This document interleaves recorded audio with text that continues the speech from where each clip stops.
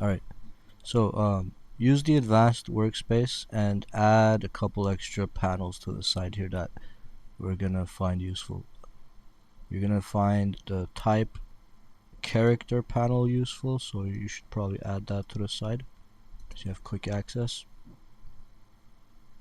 as well as the type paragraph.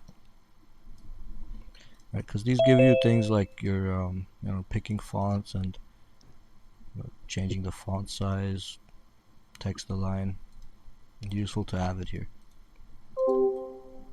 Also make sure you have the control panel at the top. So window control.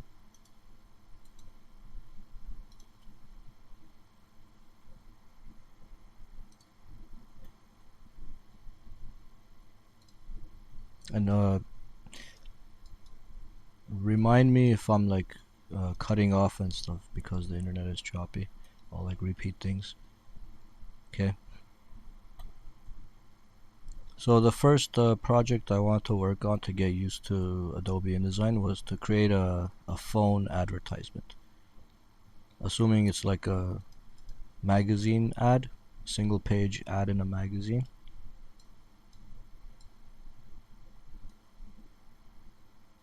By the way, you could rearrange these. I like to have the pages here. So single page.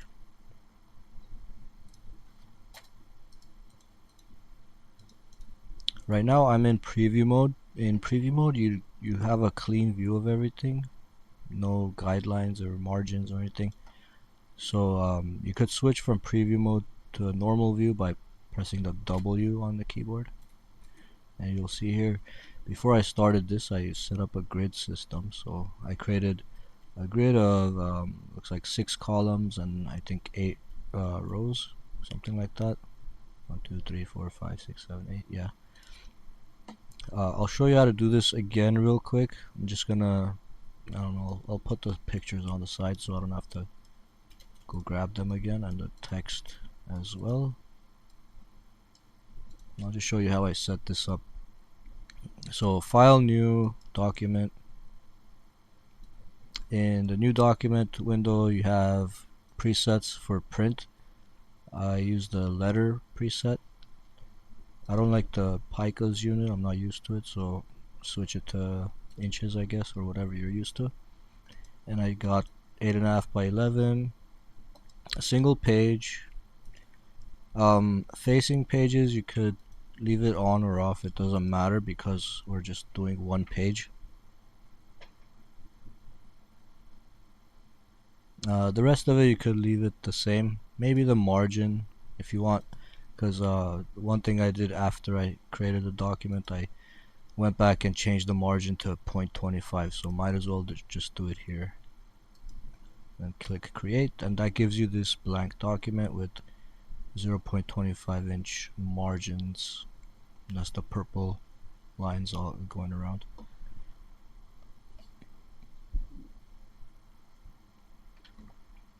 So I'll let you do that real quick.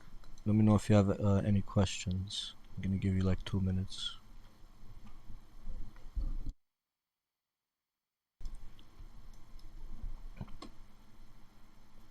And here, so here's our page. This is called a pasteboard on the outside.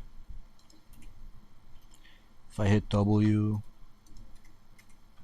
I can switch between preview mode and regular mode. Okay, so in regular mode, so view, screen mode, normal, you wanna create some guidelines here. You don't have to, it's just it helps when trying to come up with a nice layout. So we're gonna go to layout, create guides, and here we'll do 6, maybe more. Let's go like 10 rows, and make sure the gutters are all 0. Gutter is the space between the columns. Just make that 0 so it becomes a grid. And I'm gonna go with 10 and 8, I think, this time. It gives me a little bit more flexibility, I think.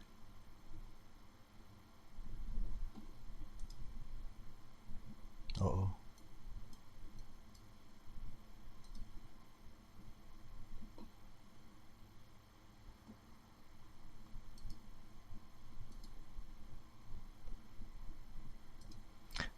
Did I cut off again? I think I did. My Zoom just restarted. This time I'm gonna do 10 rows and 8 columns and 0 gutter. And make sure you set the option here to fit guides to margins instead of pages. If you set it to pages, then the columns are gonna start counting from like the edge of the paper instead of the margins. So make sure it's on margins. Right. So we're doing this because I think a magazine doesn't need. You're not sharing your screen. Oh, you're right. I forgot that happens. Sorry about that. Okay, do you guys know how to create the guides? Is that clear to everyone, or should I go over it again? Yes. So, layout, create guides, and then you can pick the number of rows and columns. 0 for the gutter, and make sure you do fit guides to margins. And then remove existing ones if you want to remove the old ones. Okay, so this gives us a grid system, and then with the grid, then we could decide like where we want to put our pictures and everything. If you don't have the pictures yet, you could use the rectangle frame tool over here and just figure out where you want your pictures to be.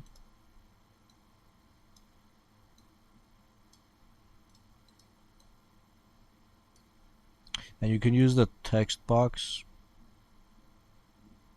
to create your text boxes, and then right click in there and fill with placeholder text, just so you know there's text in there.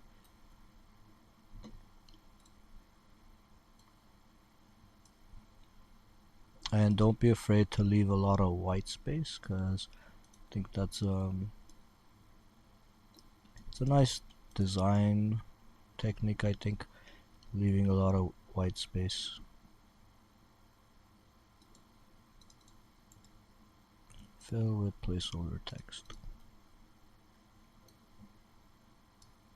So anyways, that's how I came up with the grid on my other page. I'm going to close this one. Except this one's only 8 rows. I think I'm going to convert this to, let's do layout, create, oops, layout, create guides. I'm going to change this to 0, 0. Let's do 10 and 8. And remove existing. And then click OK.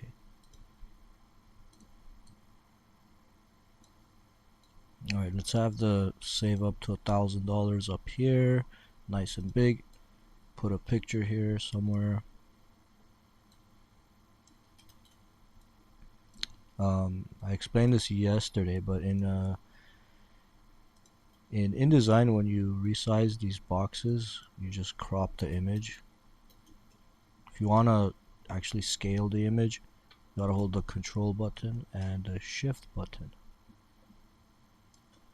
There's a bunch of different ways to add an image. You can do file and place, and then find an image, place it that way, like this. It'll load it onto your cursor. Then you could just click to drop it somewhere. Careful you don't click on a frame. If you click on a frame, it'll place it inside the frame.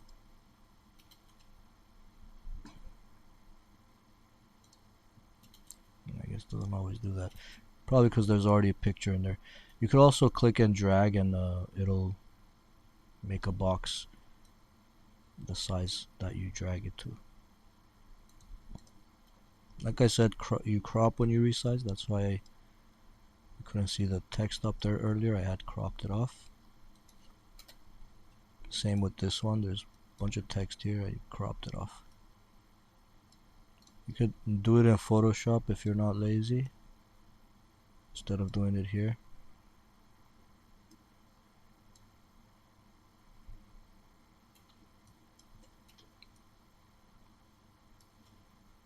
let's scale this up a little bit.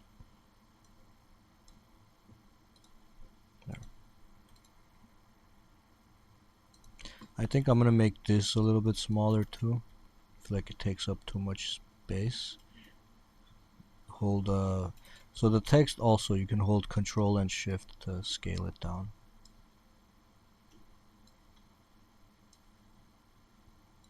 Alright, if you make a text box smaller, what happens? You get overset text. You can decrease the font size to make it fit.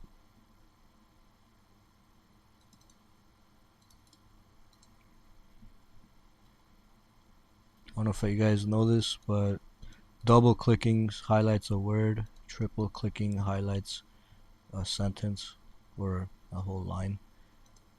And if you have a paragraph, it's easier to see. So 1, 2, 1, 2, 3, 1, 2, 3, 4 selects the whole paragraph. 1, 2, 3, 4, 5 selects the whole text, I guess. Or you do Control A or Command A on a Mac. That's edit, select all.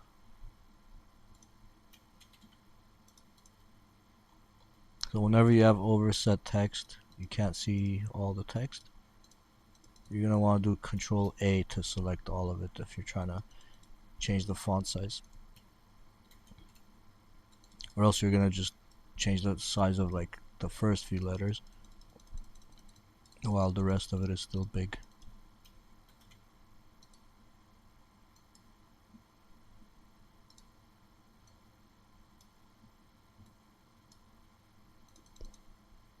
Alright, let's bump this up a little bit.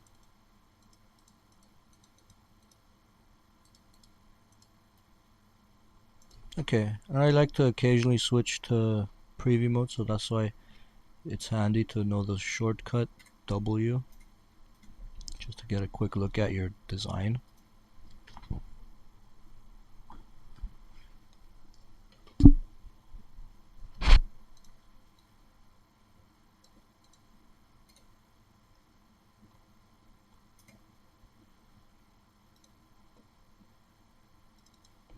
And you can move a picture within its container. If you double click, you get this little hand icon that lets you know you're moving the image within the frame.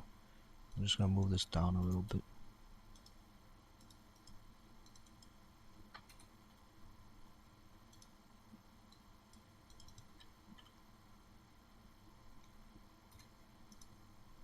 Cool, and then I had some other text here on the side. I think So I'm trying to do it. try to do what? How do I move the image? Not the image with the hand, but the complete image. I mean, Here, let me put a border on the image so it's more obvious what's happening.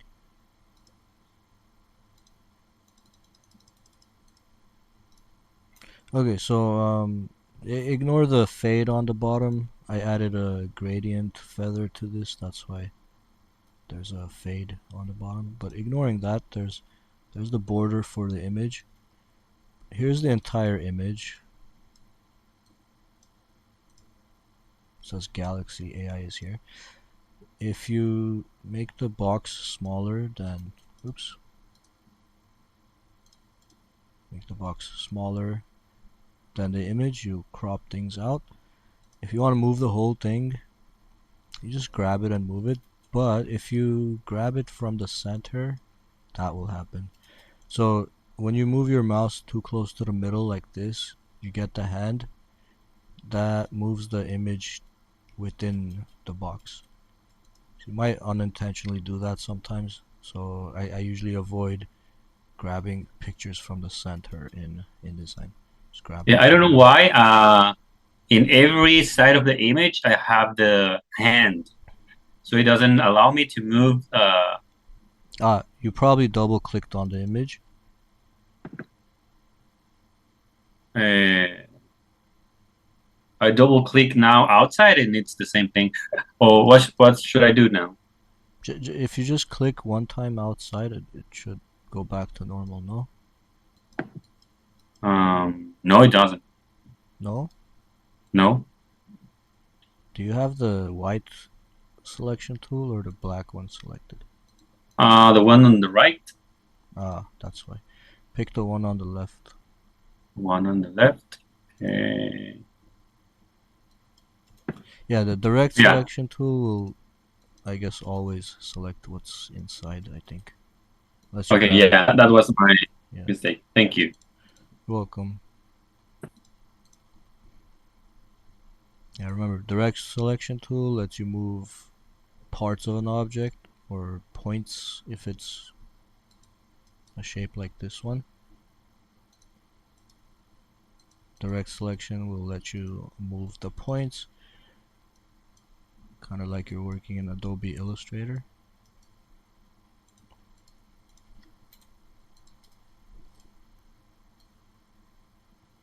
Alright, I'm gonna bring this text over here. Let's have it fit nicely right here. Probably need to make things smaller.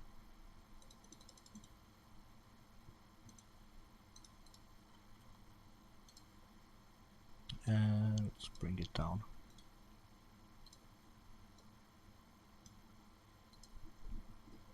Okay, so I did this yesterday. Let me show you how you create a bulleted list. I think I want to move this a little bit that way.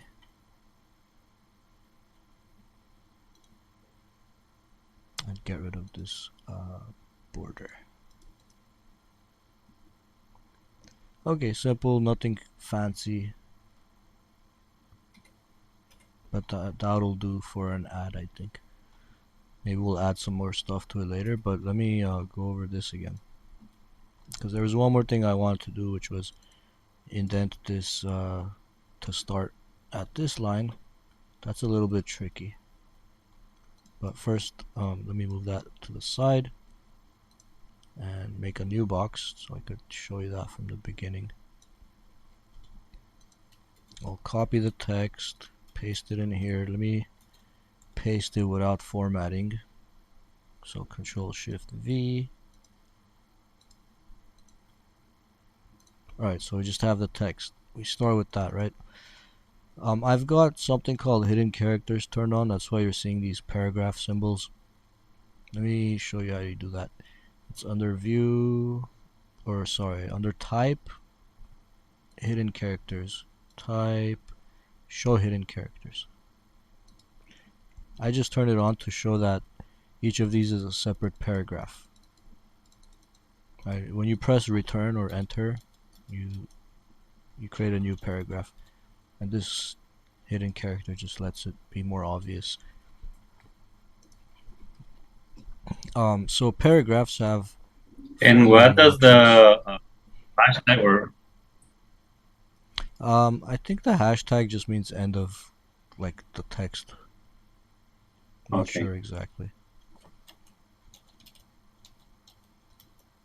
Yeah, that little symbol, that's a line break. Pressing Shift Return. You always have this hashtag at the end of the text, so it might be the end of a story.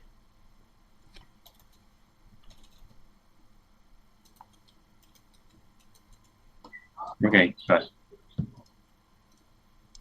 Right. Okay, so for bullets and numbering, that is a paragraph feature. So it's something you would find under paragraph options. So if you open the paragraph panel and you have this text selected, you don't have to highlight it. You could just select the text box like this. So if you have the box selected, you click here in the paragraph. So every panel will have a little options button on the top right corner. In the paragraph options, there's bullets and numbering, and we could set this to bullets. There's different types of bullets. You could add your own a specific bullet symbol using any of the fonts. Some fonts have, um, I don't know, you might even download a font that has like pictures, like, what was it, dingbats or webdings, right? This one has like little pictures in there. Use a webding as a bullet. I'm just gonna use regular bullet. So I'll just pick this one. Click OK. Now we have bullets.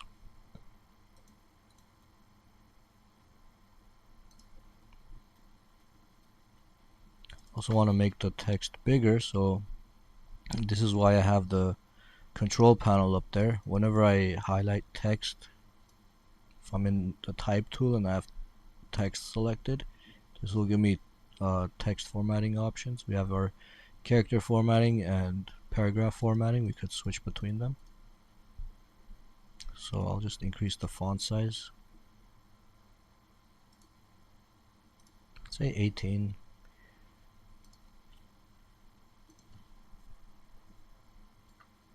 And I'll also change the font to something more interesting. We don't have the what is it? Samsung. I don't have Samsung's font, but Poppins is a font that I have that's pretty close. Century Gothic, I guess, is also close. Montserrat.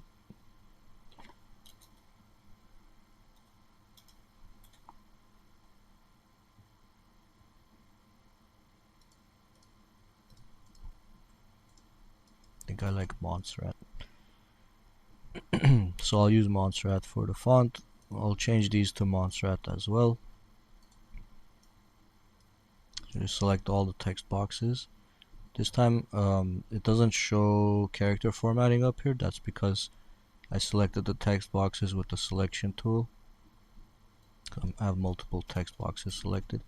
So whenever you have text selected that way, you're not going to see type options. So that's why I also have the character and paragraph panel on the side here, because I can still click there and I can still pick a font here like Montserrat.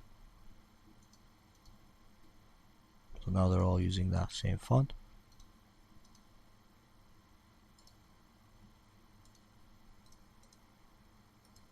Okay, let's make this bold.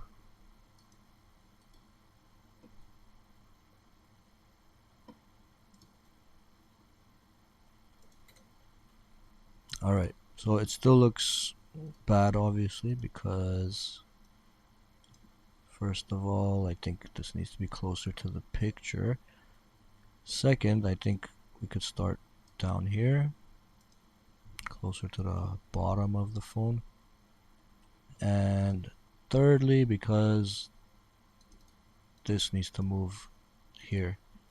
So the way you do that, I mean, don't press space, although it doesn't even let you do it that way. Yeah, you can't even press space to do it that way.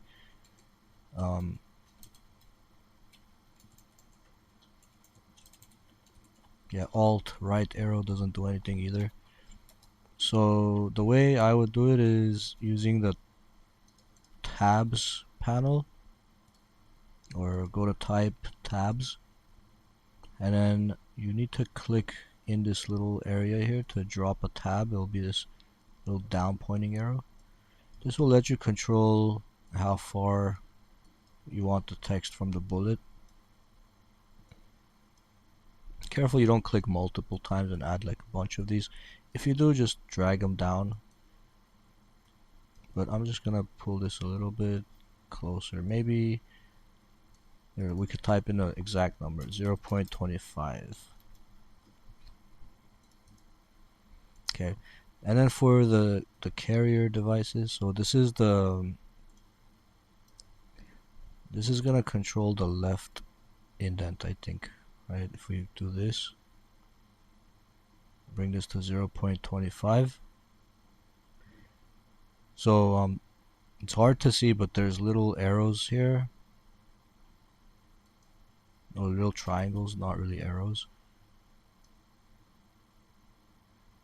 The top one I'm gonna move back to the left.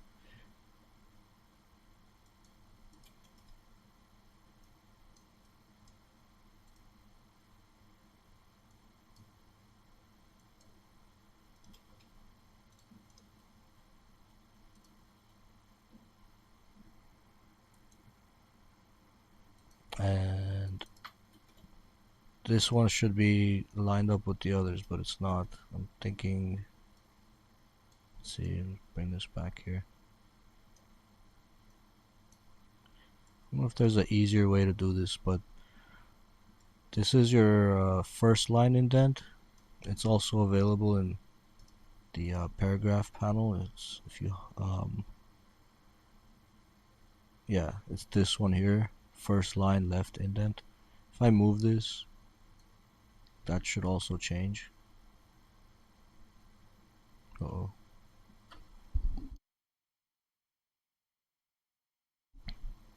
Sorry, it happened again. Oh, dude, it crashed. I don't know why that keeps happening. I'm back though.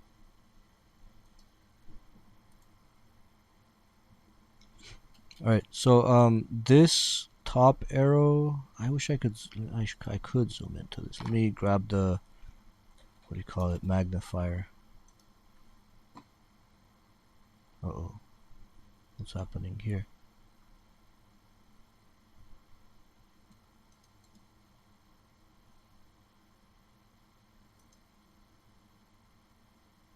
Um,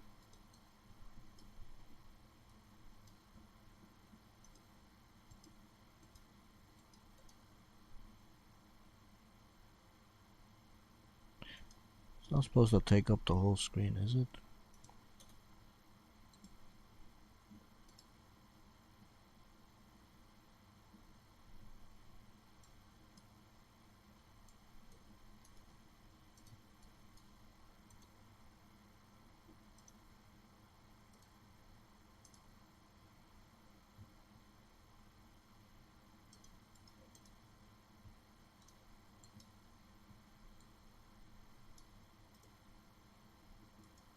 Anyways, it used to give you a little window instead of zooming into the whole thing.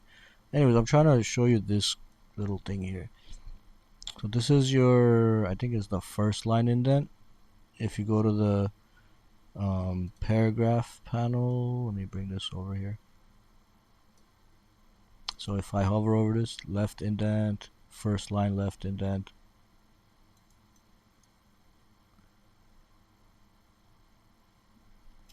I guess I need to zoom out a little bit. So the first line indent changes both of them. You can see both of these things move together to the right. Let me bring it back. So setting that back to 0. But this one, first line left indent, that's just the top one. So I think if we want to move all the text and line it up here, we need to first add a tab. So we click to bring this little arrow here, drop that there for all of these to line up. But then we also need to move this bottom arrow.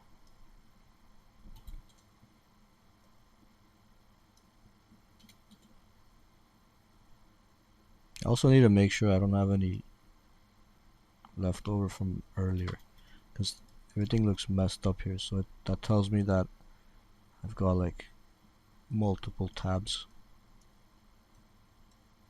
So I'll highlight all the text so I could see everything there. Okay, so I'm gonna move this one back. There we go. So you have to move both of these to the right, and then for some reason it doesn't let you move the bottom one by itself. It moves both of them together. So I'll just bring that to like 0.25, and then I'll move the top one back. So essentially it's 0.25 inch for the left indent and negative 1.389 inches for the first line left indent, and I don't know why it's not. Oh, okay, that's the where the bullet actually lies. Let's put that at negative 0.25.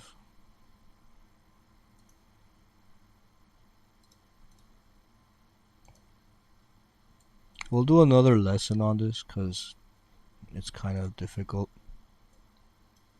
But as you can see, all my text lines up here. So the problem was earlier this was like starting here, it looked ugly. Now it starts where the other text starts.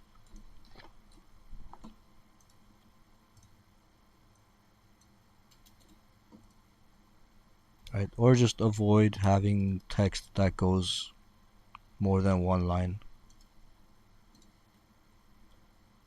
Sometimes you can't avoid it, so you need to know how to do that.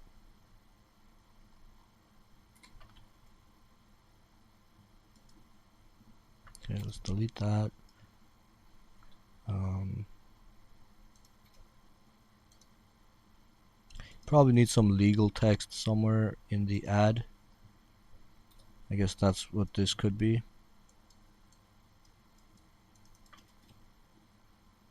Just some fine print. We'll put that at the bottom and center it. So I'll do character. Actually, we need the paragraph formatting. I think I closed it accidentally. So window type paragraph. Put that back there. Let's do center align on this text. I'll double click the handle here to resize the box.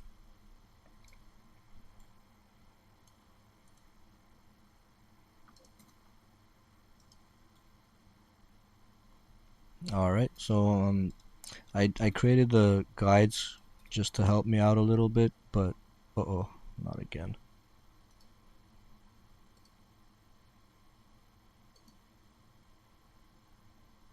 It happened again.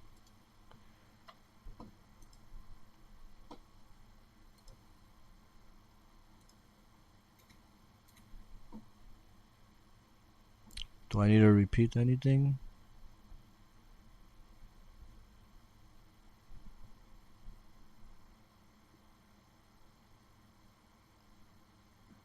I think we're fine.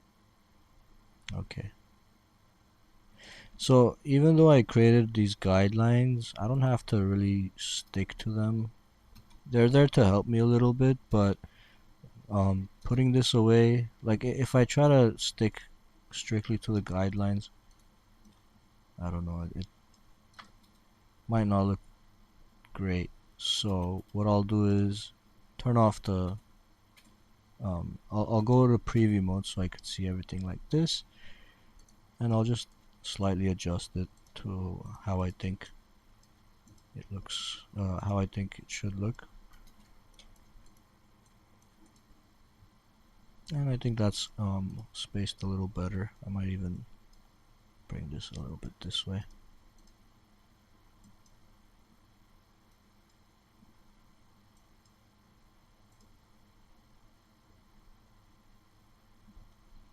Okay, and if you want to get fancy, we could add some like borders and stuff.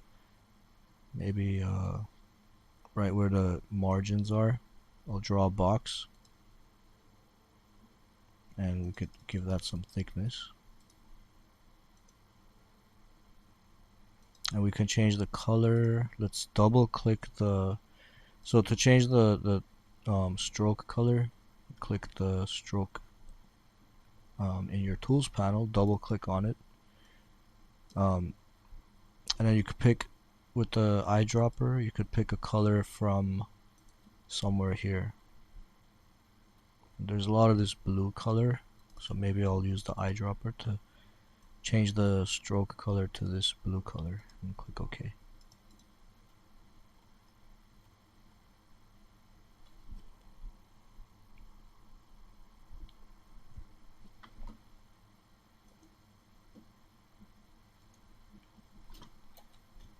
I would would not use a solid background color though, because these pictures have white backgrounds on them, so it wouldn't look good. So make sure you keep the background white, unless you're using PNG images with clear backgrounds. Then you can put whatever background color you want. I'm gonna go with that, and that's pretty much it.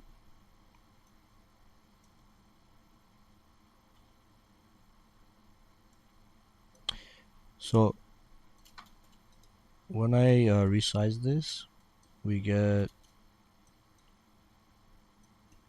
like the word it, credit. This is called a hyphenation whenever you cut a word short like this, cred, and it puts a dash and continues on the next line. If you don't want it to hyphenate, that's an option in the paragraph options. So if I click this and select the paragraph, there's a hyphenate check mark. We can uncheck that, so it no longer hyphenates. This is called an orphan because it's one word by itself. Generally, you don't want to do orphans. It looks bad. So I would resize or play with the letter spacing so you don't end up with an orphan. What we could do here is, since this is the only orphan, I could go to the trade-in word here. Maybe do a forced line break, shift return. That looks better, I think.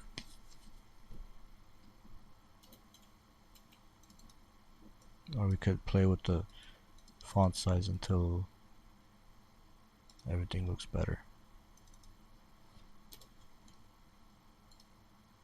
Might need to resize our box so all our text fits.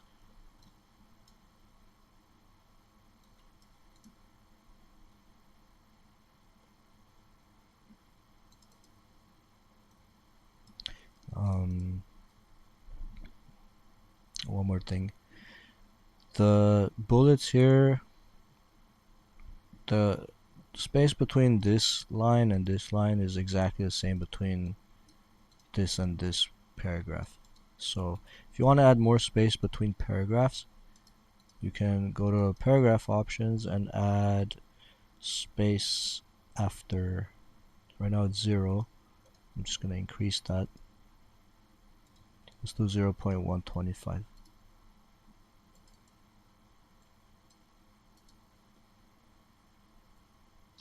I have a question. Is paragraph styles the same as paragraph menu, let's say? No.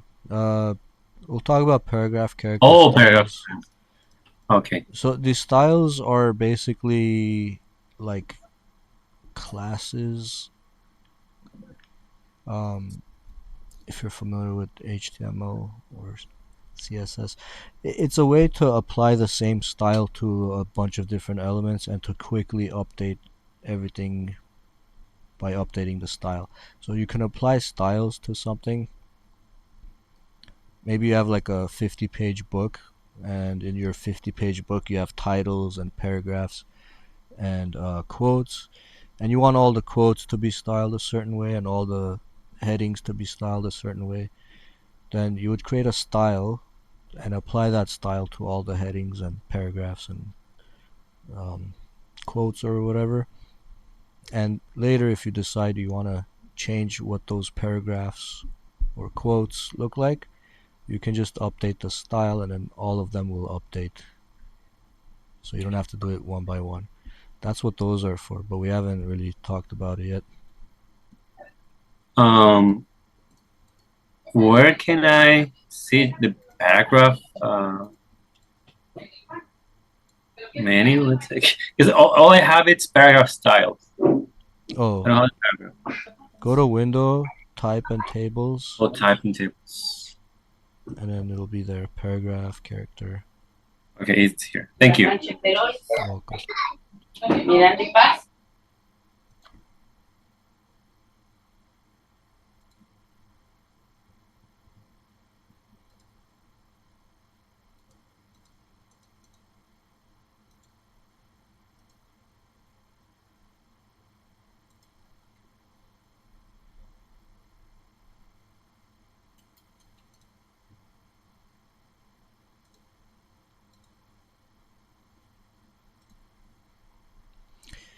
Okay, so we have basic and advanced text editing features in InDesign. We have vector editing.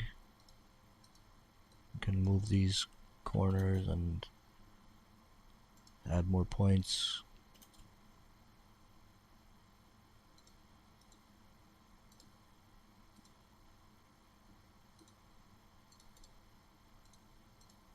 Like so. You also have a lot of features from Photoshop available, such as the effects. So you want to put a drop shadow on this.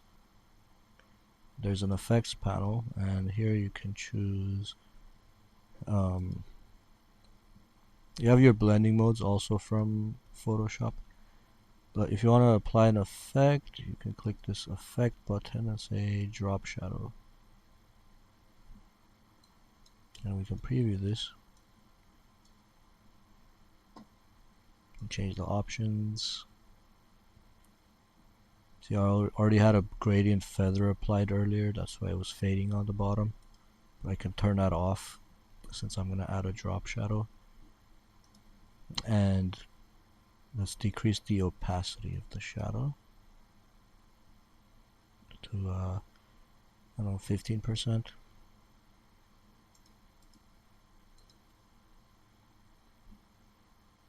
Don't know if that's a nice effect to apply to this, but just wanted to show you effects in case you want to add effects to your first assignment.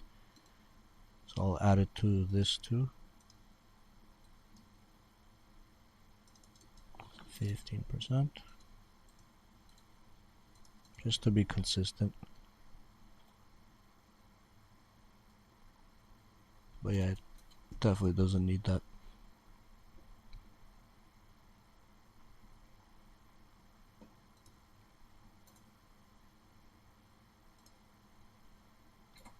I think I'm done with my magazine. Do another one, I guess, after, just so we have a couple examples. Maybe we'll run into some other tools and panels you might want to look at. Any questions?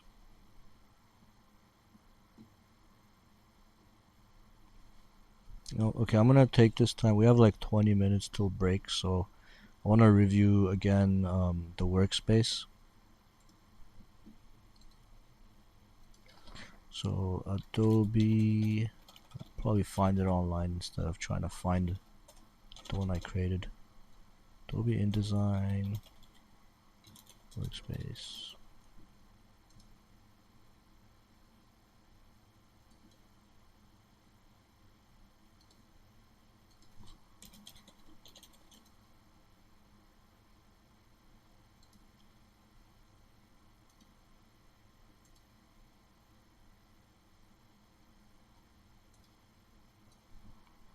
Here's a picture.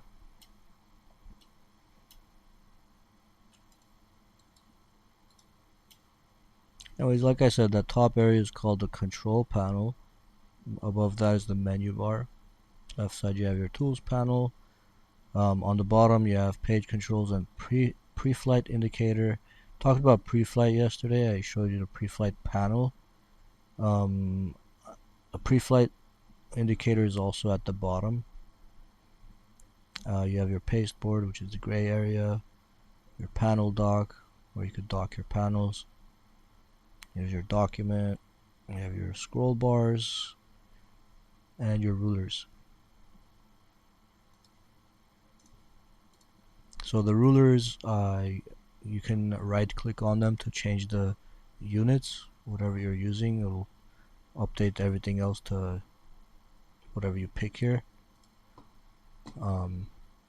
If you want to see your rulers, it's view, show rulers, or hide rulers if it's already showing.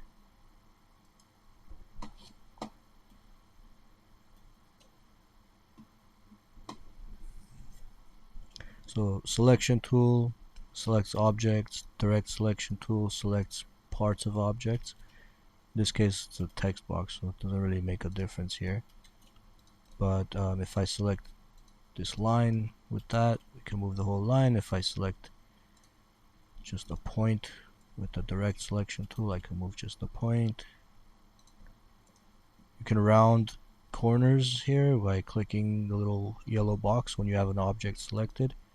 That'll give you this yellow diamond, and then you can drag that to round corners.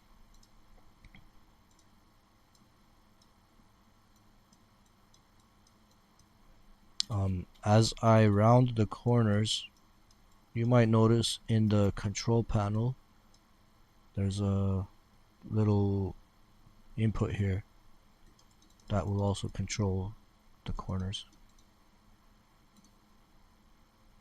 I think that's fine. We'll do 0.25 inch roundness.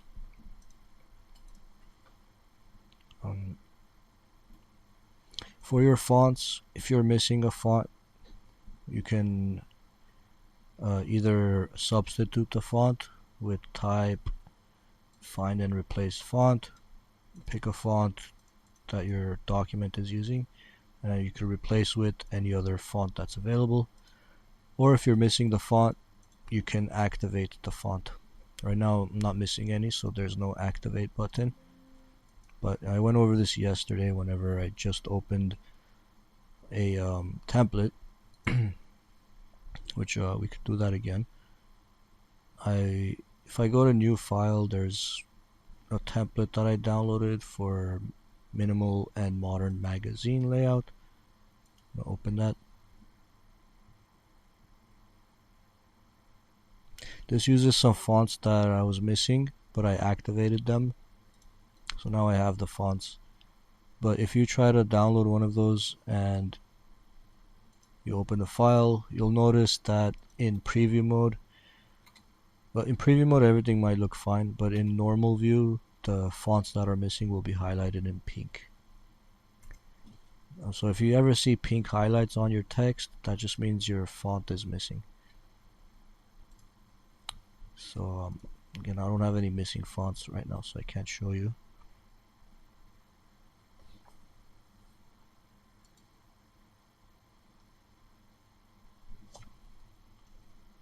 Also, let's see. Don't be afraid to download some of the templates just to see what sort of elements people are using. If you go to new file, the templates should be available depending on which what do you call it, which preset you choose, print, web, or mobile. It'll give you templates for those. You might want to play with some of them, but you gotta download them. I think all of these are free. There might be ones that are paid, but so far I think all these say free next to them. So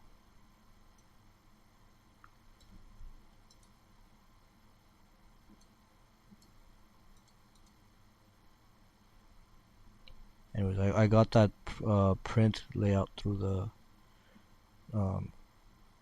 print templates. I think it was this one, minimal and modern magazine layout. There's some others. You could search for them. You could type magazine.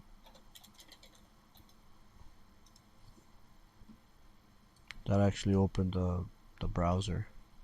So never mind. I don't want to go on the internet and find any. So I'll just stick with whatever is here.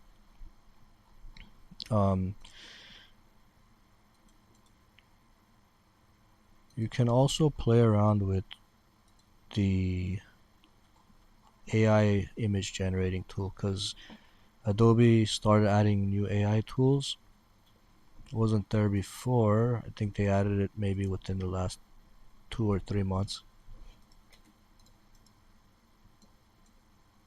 Why can't I move this?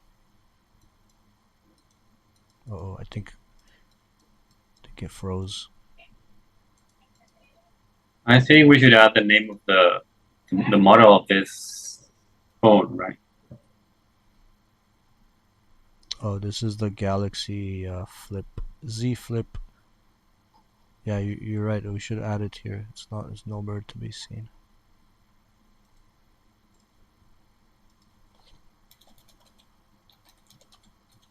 I forgot which one. Is it like the seventh or the sixth one? Z flip 6.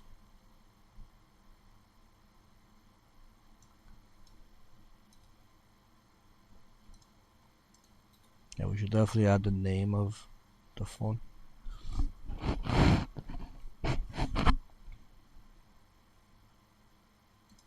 But that means we're gonna have to rearrange things.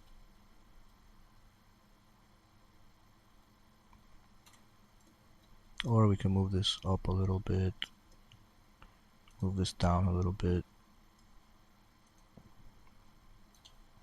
duplicate this. You can duplicate by holding the Alt or Option button, dragging something. It'll duplicate it. Type Galaxy Z Flip 6 here.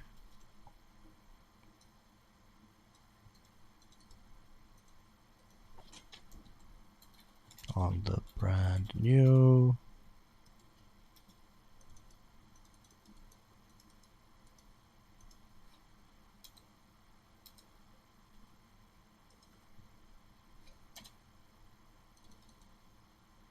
Make that smaller.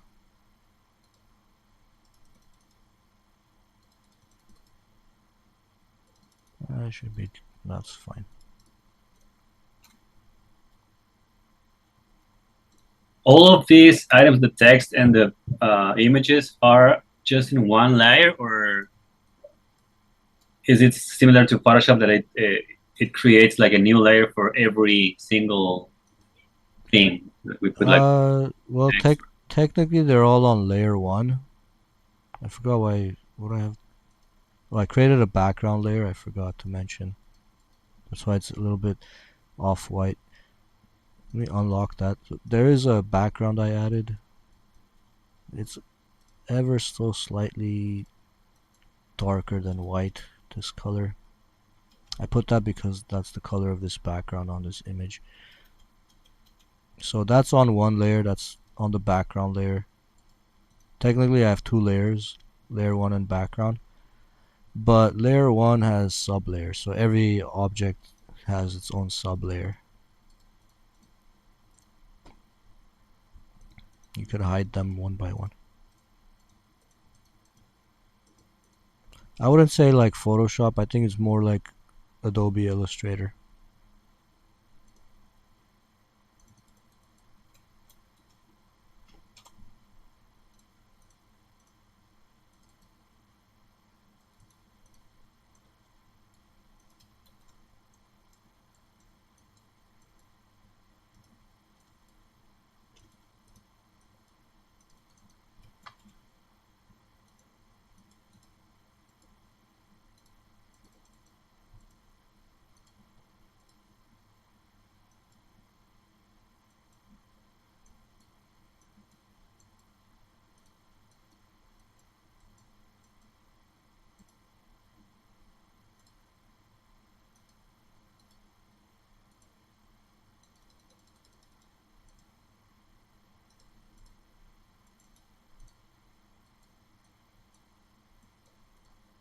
Let's go with that. That looks better.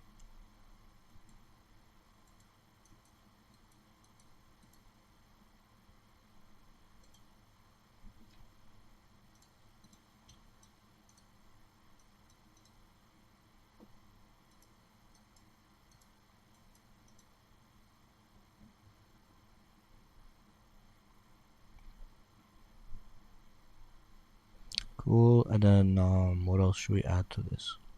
I think that's good enough. What was I talking about before? Um, so we talked about the tools and the panels and copying. You could do that with the Alt button. You have layers, you have sub layers for every object, every text box, every picture, every shape you add will have its own sub layer. But you can create multiple layers and organize things how you want. I would normally do it like this. I would have a background layer. I would have a layer that I call type and a layer that I call images. And then I could take all my images, like these two, and move them to the images layer, which they're already on. And then all the text, I would move that to the type layer. So this is a lot like Adobe Illustrator. If you want to move things from one layer to another, you can cut it and then click on the other layer and then paste in that layer, paste in place if you want to paste exactly where it was. That would work. So now this is on the type layer and this is on the images layer.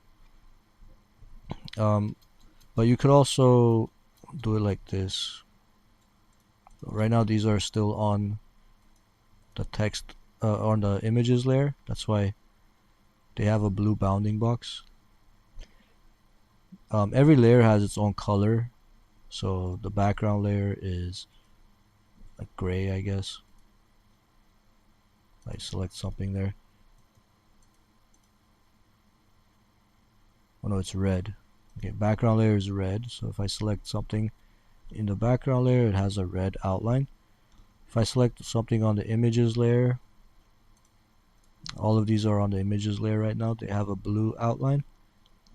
So I don't have anything on the type layer, but I want to move these text boxes to the type layer. So instead of cutting and pasting, I could just drag this blue box up to the type layer in the tools panel. Now these are on the type layer. You can see they have a green outline. If I hide this, we can see, oops, I only moved one thing there, so let me move the rest of these.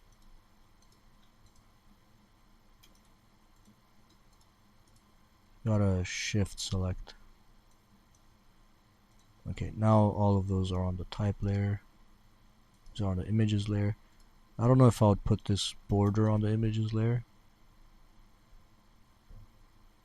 Might want to move that to the background layer and lock that. So you can lock the layers so you don't actually move it. So now I can't touch these. Can't touch that gray background or this blue box, blue line. We have one issue here. This image has a white background on it,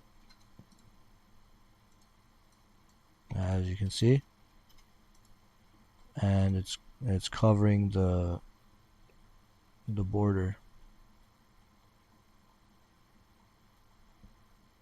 So I could either do this, just drag that a little bit that way, or I could create a new layer for that and place it on top of everything.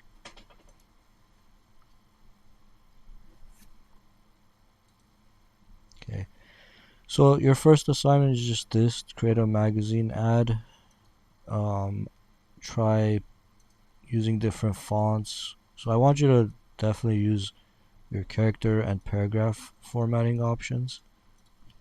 So change things like the font family, the font size, text align.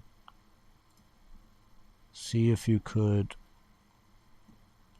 get the bullets to work the way I showed you. That's gonna be hard, but I'm trying to figure out, could we do this without, when I bring up the, what is it, type tabs, it's really confusing to use this thing.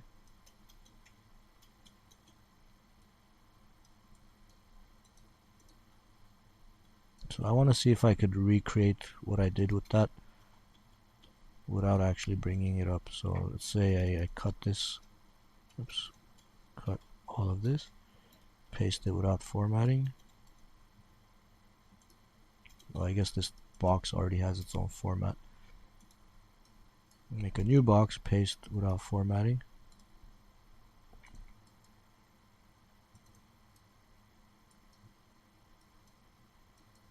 Let's add bullets to this.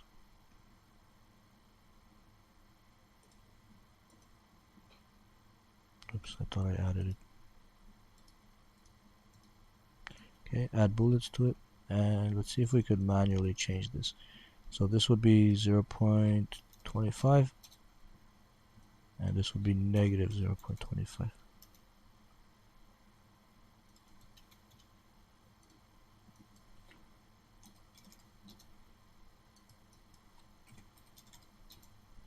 Yeah, you just do that. It's probably the simplest way to do it. Okay, so you want a positive number for your left indent, and first line left indent should be negative whatever this is, if you want to line it up like that.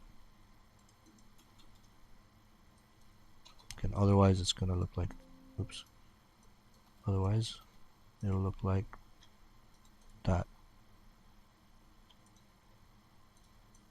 So bring this to a positive number like 0.25 and make this negative whatever that was.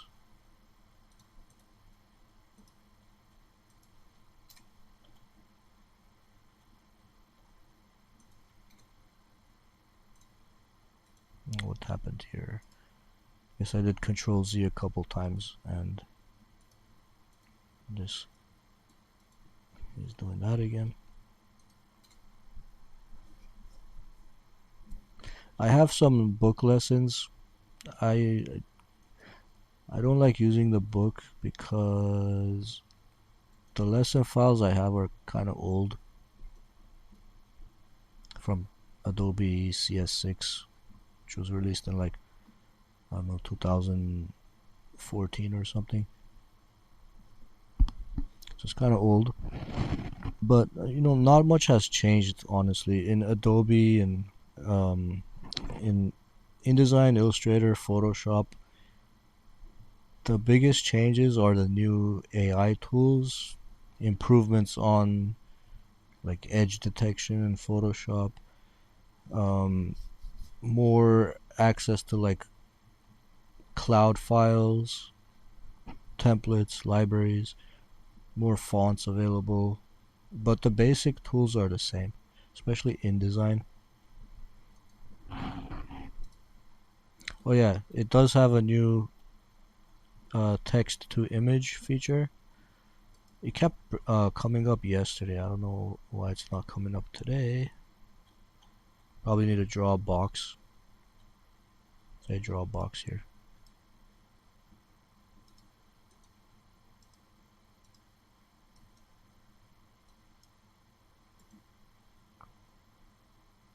Generate QR code. No. Okay, it doesn't automatically come up, but I think it's under window. Let's see, window.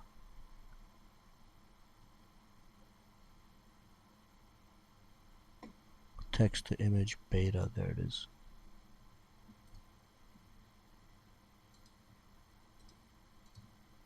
Let's say um, Samsung flip phone generate.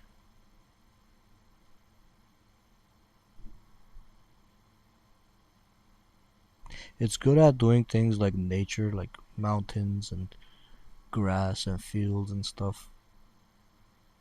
Could probably do people too, but like most AI, it still looks weird sometimes. Well, and for Samsung flip phone, it gave me this. That's definitely that's too old. Let's do Samsung Galaxy Flip 6. Wonder if it could do modern phones.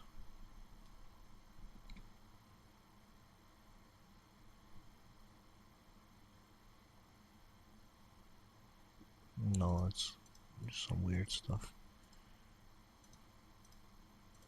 Anyway, yeah, it's not gonna be able to generate like a new model of something.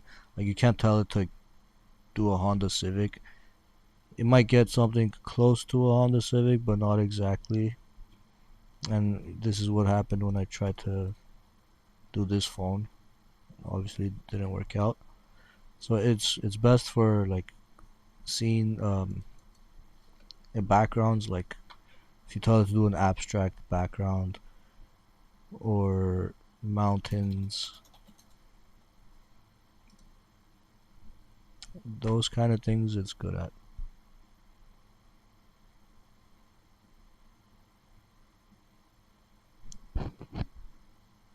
You can always do these things with ChatGPT or some free AI art generating tool, but I guess this is just, it makes it more convenient. It's built into your Adobe product.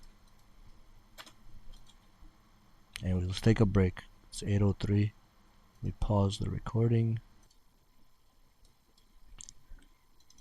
Right, so this is lesson 2 from Adobe InDesign CS6. So it's pretty old, but again, nothing has changed really. Alright, let's see. When I first opened this, it says this document contains links to sources that have been missing or modified. You can update the modified links now or update these later using the links panel. Okay, so this means that there's images in this new file that I'm opening that are linked to the file. They're not embedded in the file. Basically, this berries.psd and eat.docx, they are linked to the InDesign file. Here's the start file. And um, so you link files just to keep the file size of the InDesign file down a little bit. And you could embed things, so whatever size the image is, it'll add on to the size of the InDesign file, or you could link to it, and then that way it'll, I don't know, it'll keep the file size down, but you'll still have to export everything together if you're gonna move it and work on it later or give it to a client or something. You're gonna have to package all of this stuff. I'll show you how to package things later too. But this gives you the option to find the link if it can't find it. Like right now, let me I'll do update. Don't update. I'm also missing fonts. We're missing Chaparral Pro, Chaparral Pro Bold Italic, Chaparral Pro Italic, and regular. I can replace these or I can activate them, and it says here they're available from Adobe Fonts. Um, I think in the original lesson for Adobe CS6, these fonts maybe were not available. I think in the book it would have us replace these with a different font, but I'll just activate them since I can.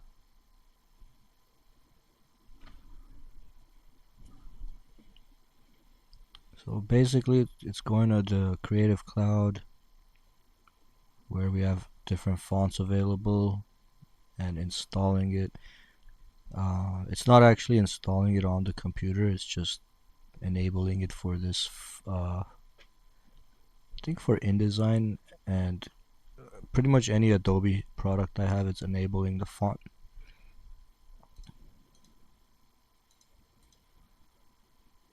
There we go. Done.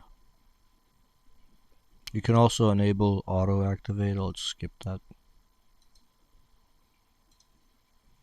We're missing, so this is what was missing. Remember the first message that popped up said I was missing an image?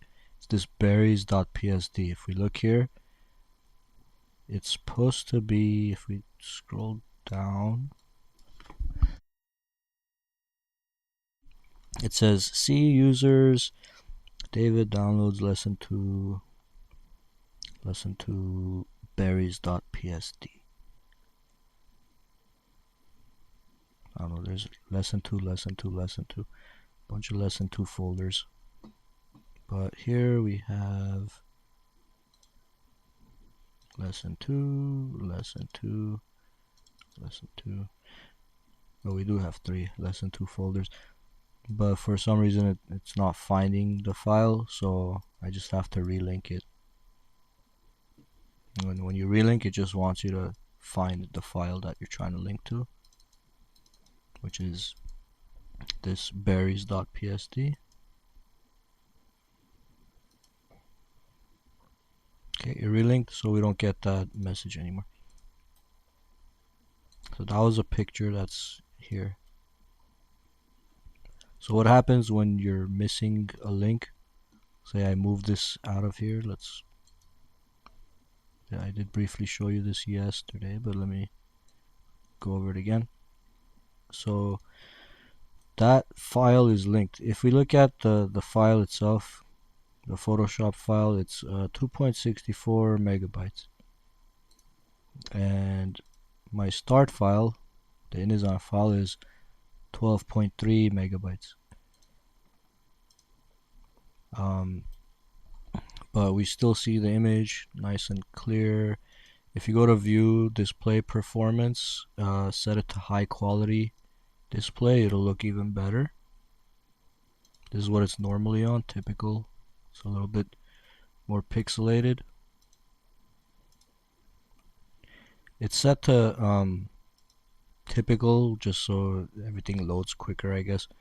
But high quality looks like that. But if I move this and I lose the link,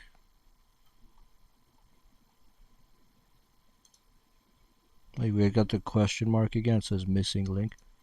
It should be pixelated again. I don't know. Sometimes it saves in memory or something. I don't know what the reason is, but it's not messed up. But if I did export this, save it as a PDF and send it somewhere, um, it would probably be low quality because I lost the link to the image. But like I said, I think now they do something like probably saves the picture in my computer's memory somewhere, so it still loads the picture nicely. But let me undo that, move it back to where it was.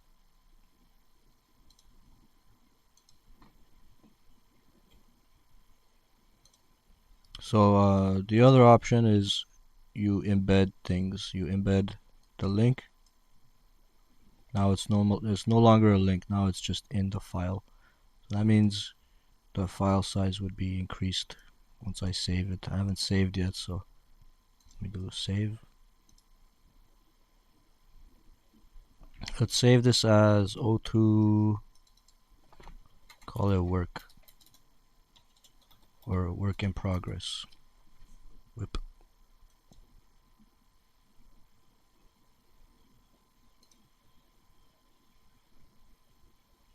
Okay, so the work in progress one is 12.6 megabytes, a little bit bigger. It's not exactly 2.6 megabytes bigger, but I'm guessing it's because part of this image was still saved in there.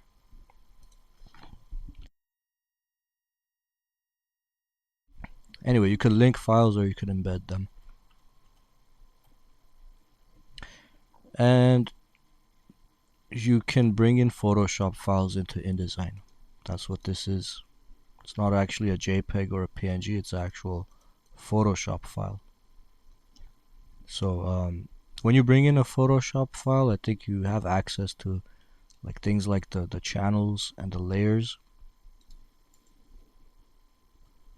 And if we right click, I think we could edit this in Photoshop.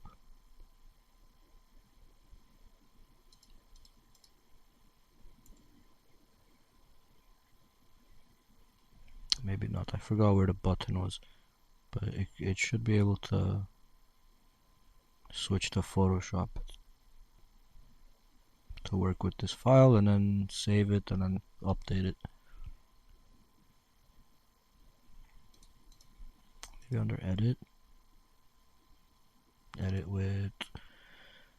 Okay, there's the options. I don't know why it's grayed out though.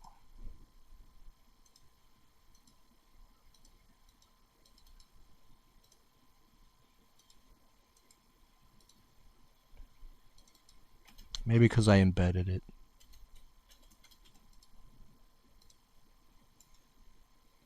Unembed.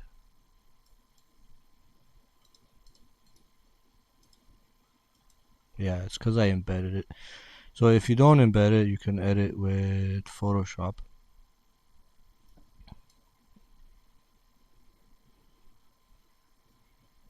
And that'll open up Photoshop.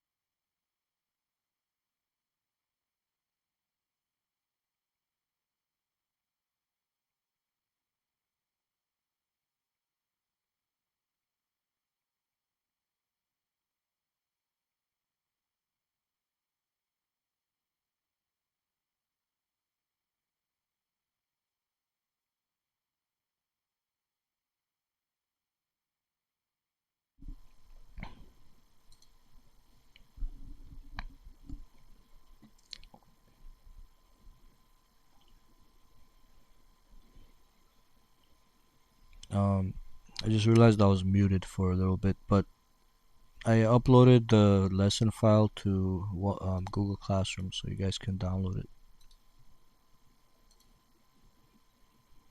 And I was just saying that there's no download button here sometimes, but if you click the three dots on the right top right and open in a new window, then it appears.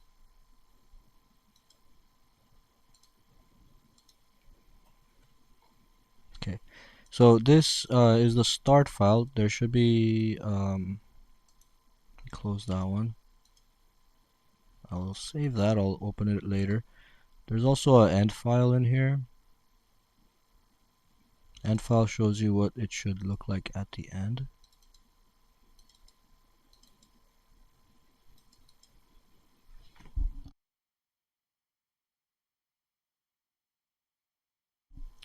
We got up missing links again. Let me just update them. There we go. Okay, so what is the difference actually? If you want to compare two files easily, there's an option here in Window Arrange to up vertical. You could do a view and then actual size, or actually let's do view, fit, spread in window. Do that for both sides, view, fit, spread in window. There's a shortcut for it, Control Alt 0. So you could quickly look at the start file and the end file. I mean, the first page, this is page 1, or technically it's page 2 and 3. Page 2 and 3 on the start file and the end file look exactly the same. I don't think there was any changes we had to do here. I think the changes come on this page, the one that says eat. Oh, and I actually might have work in progress. I might have opened the end file accidentally. Let me open the start file. Let's delete the work in progress.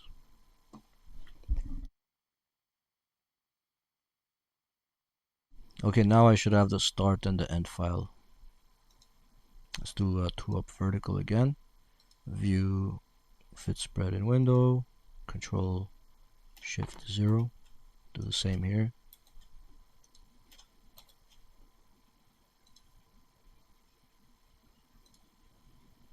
I guess I also have to scroll to the same spot. Alright, so here's the difference. I think, yeah, even here we should see exactly the same. Nothing's different here, right? Not even the fonts. The eat page is what we need to update. So here we're missing text. We're missing the picture of the Photoshop file. We're missing shadows on some of these little text boxes. We're missing the red color on this. Also need to move it. We're missing the text inside. The text in here looks different than this one. And there's a little worm here that we're missing. I think that's all we're gonna really change here. There's all the other pages are already done. So it's just page, what is this page? Page 8 and 9 that we need to mess with. We'll start with page 8. Show you what to do here. So this will give us an idea how what do you call this when word wrap. It's something that you're probably familiar with from Microsoft Word. When you bring in an image, you can wrap text around it. In this case, the image is outside here on the pasteboard, but we can't see it. We need to go to preview mode, and there we can see it now. So there's this little worm here we need to drop it here. But if we do it right now, it just goes on top of the text. The text is not wrapping around it. If you want the text to wrap around the image, you need to go to Window, Text Wrap. Actually, you could go to Window, Text Wrap and bring up the text wrap options, but if you notice, it's already up here in the control panel. Same buttons. The one we need, or here, this one, wraparound bounding box. You could also do wraparound shape. Yeah, let's do wraparound shape for this one. But we don't need the window for that. We could just click this button if it's available. Wraparound object shape. And now the text wraps around the shape. As you can see. Actually, is it wrapping around the shape or is it wrapping around the box? I feel like it's ignoring that there's empty space here. So if you don't want it to ignore this empty space, even though, I mean, in the end file, oops, that's not the end file. Did I close the end file? Oh no, it was there. On this side. Just squished it. So in the end file, it's not really in the middle of the text. It's like right here on the edge. So it doesn't really matter. We don't need to make it wrap around the exact shape of the worm. We just need it to wrap or get pushed to the side over here a little bit. So, but there is a way to detect the edges and actually wrap the worm. So I'll show you that. If you go to the text wrap window where it says wrap options. There's a little drop down here. Make sure it's on both right and left sides. And I think we need to right click and should be a way to detect the edges. Fitting. Maybe it's under object panel. Object, clipping path, or one of these.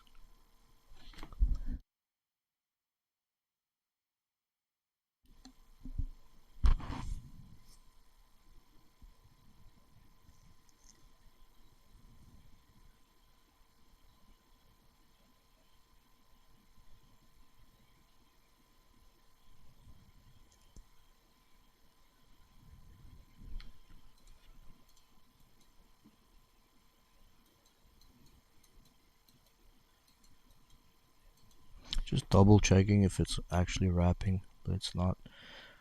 Um, I don't see the option. But there should be something that says detect edges.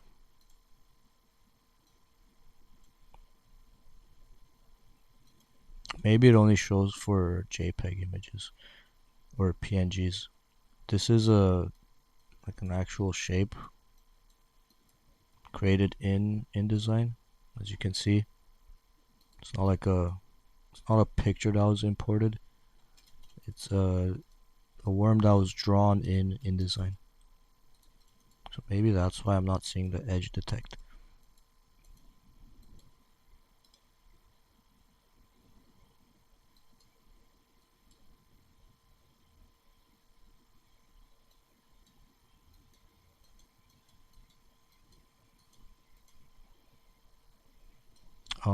I'm gonna try a JPEG, a different sort of picture, because I want to demonstrate this.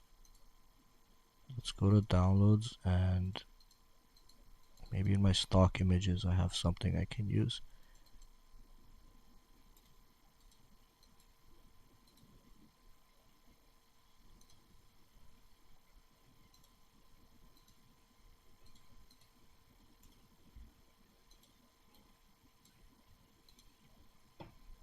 Trying to find something with a white background.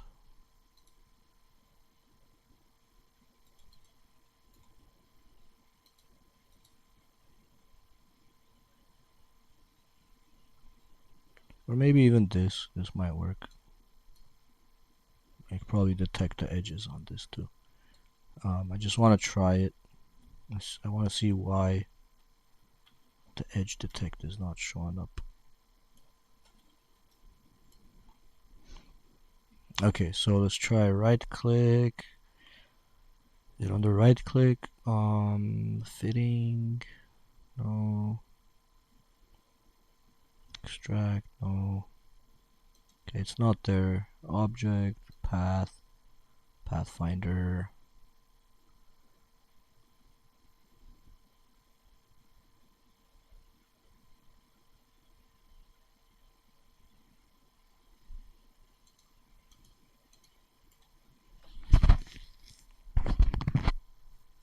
I don't know if they changed it or I just forgot how to do it or they removed the ability to do that. Gotta Google it real quick. What happened to edge detect? InDesign, edge detection.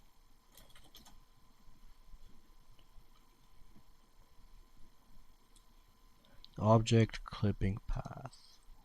I thought I checked there. Oh, I guess I have to click the options button. Forgot to do that. No, it's here. So object clipping path. And then you have to do detect edges. There we go. Didn't really detect the edges on this one. Let's try again.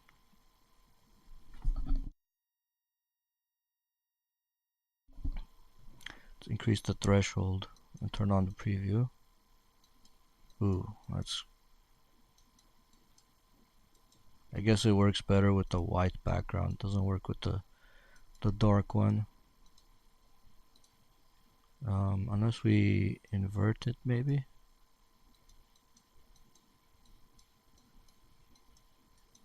And yeah, it works better with the white background.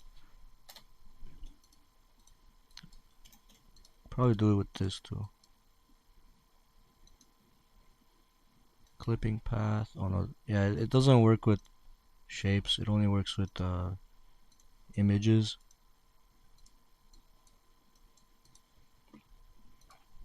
Let me try one more, but with a white background. Just didn't find any usable pictures here. There we go, a hat with a white background. Where did it go?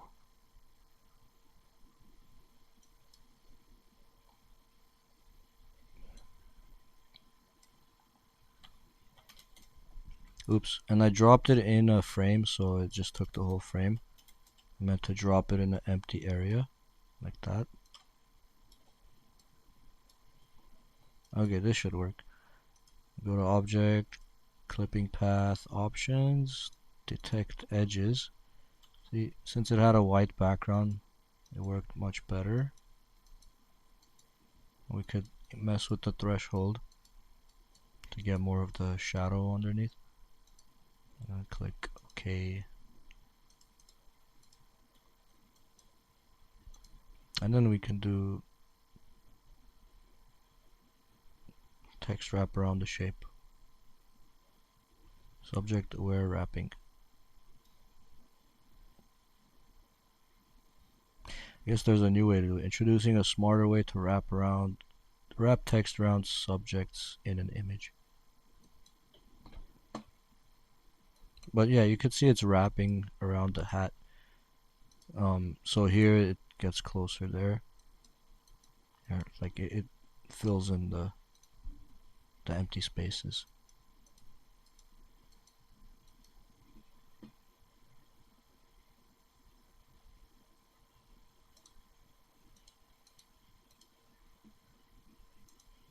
Let's turn it off. It's just a regular background. I think even like this, you should be able to detect the edges and wrap the text around it. Never mind, it doesn't work that way.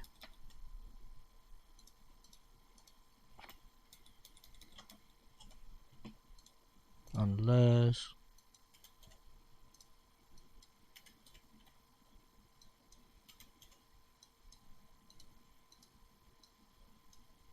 what's this? I have some sort of box here. I don't know what this box is for, why it's here, but it seems to be on high art layer.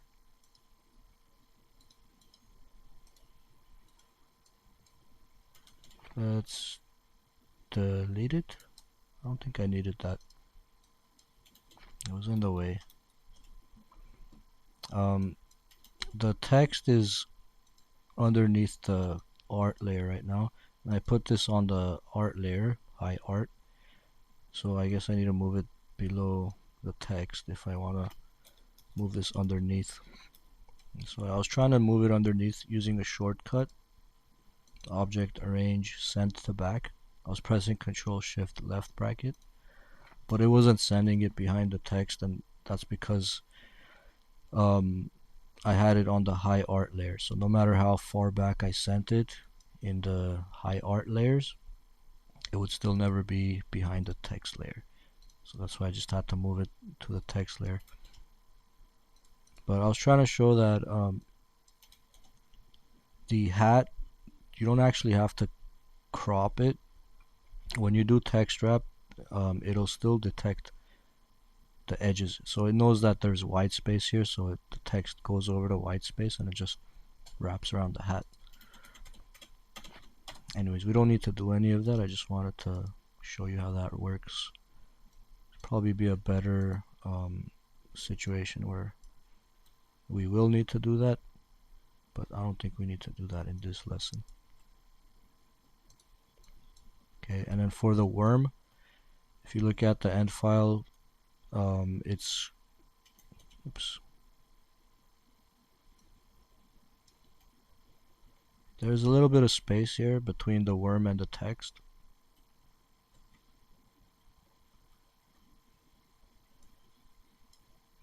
I'm gonna go back to normal view.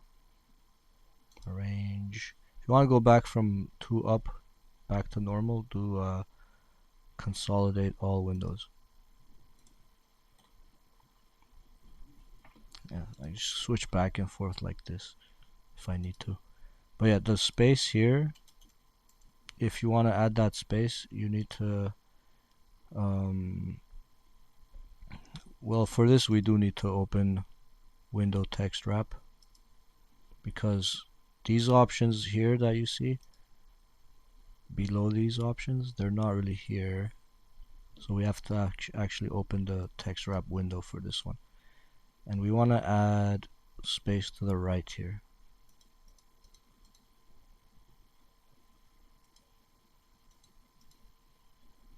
Let's just do 0p6.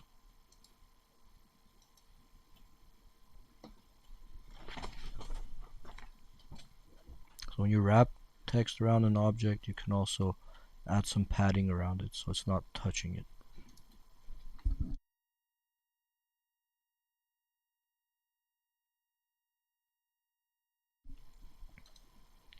Also on this page, this shout out needs to be red, and eat healthy, eat local is lined up a little nicer than it is. Oh wait, we don't even have it in this one. Let's type it. Let's type eat local, eat healthy with a comma and an exclamation.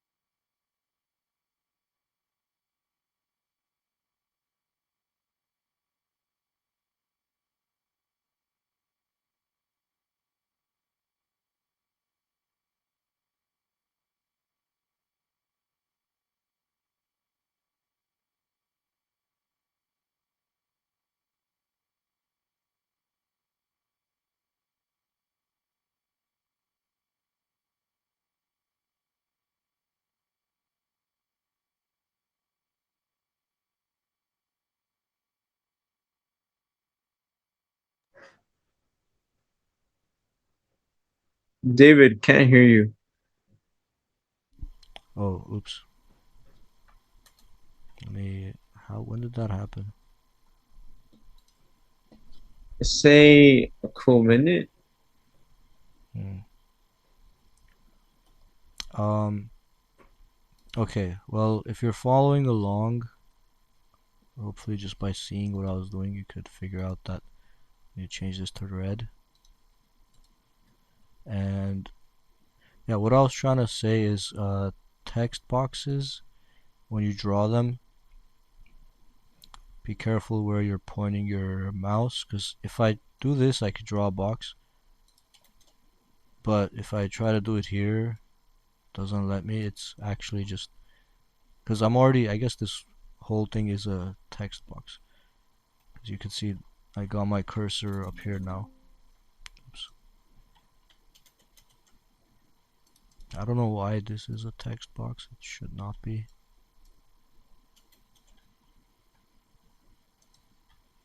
But yeah, if you're trying to draw a new box, either do it outside of there or lock that layer. Let's find out where layer that is. Background, or let's lock that. And then switch to the text layer and draw a box there. Okay, so I created a text box, but it seems to have a bunch of formatting applied to it. And we have some pink text. The pink text, as I mentioned earlier, means you're missing this font. It's Zap Dingbats. I'm missing that font. I don't even know why it's trying to use Zap Dingbats. Let's do type find and replace. Find first, find next. That's weird. This is the only place we're using it, so I don't know why it decided to use that font when I created this box. But the styles that are applied to this, we need to remove. If you go to object styles, looks like this category intro object style is applied to this. That's why this is happening. So you were asking about styles earlier. These are all styles that were created for this particular project. Not only do you have character and paragraph styles, you also have object styles. So basically any formatting you can apply, like drop shadows, outlines, background colors, all of that could be saved in a style. So that would be an object style because it's an object property, like a drop shadow on an object. In this case, it's a background color of an object, and also whatever font the object is using, I guess Zap Dingbats. If we double click category intro, we can see what it's actually using. So under fill, it's got this mid gray. It's got a no stroke applied.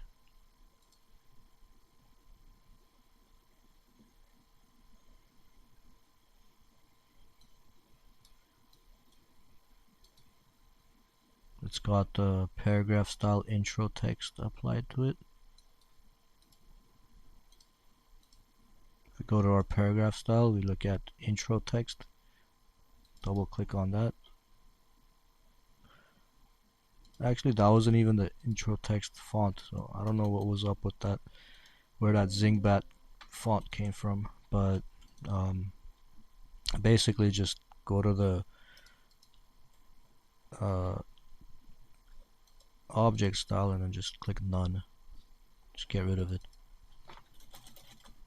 And again, I don't know why this font is applied. Looks like it's trying to use, I don't know, is it using any style? Nope. None. Basic paragraph. Normal.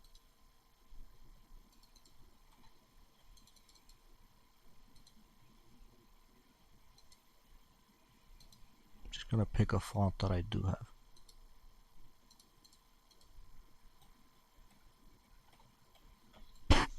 Oh, it does weird things sometimes. I don't know where it got those.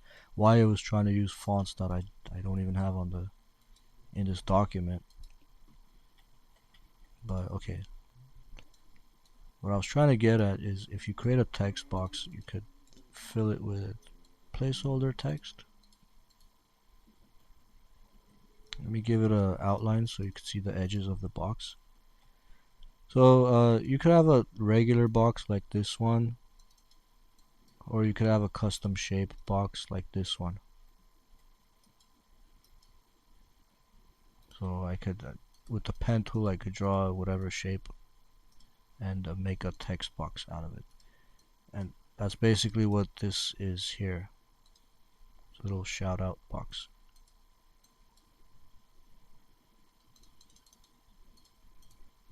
And you could just type in any shape. And again, it's picking up times. I don't know why it keeps picking fonts that I don't have. Paragraph, basic paragraph. Just double click the basic paragraph and check what font it's using. Basic character format. Okay, this is why. My font family is Times for basic paragraph, and I don't have that, so that's why that keeps happening. Let's pick something that I actually have, like Times New Roman, since it's probably what this would be.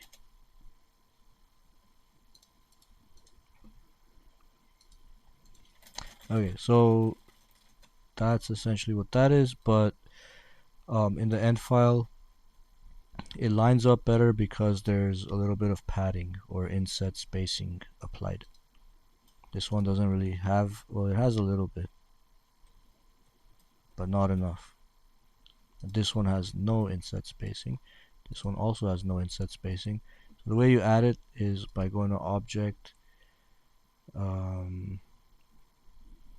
Text Frame Options, and then under General, you'll see inset spacing. You can add it there, turn on preview so you could see it live, what's happening. Same with this one. I think you could also right click, go to text frame options.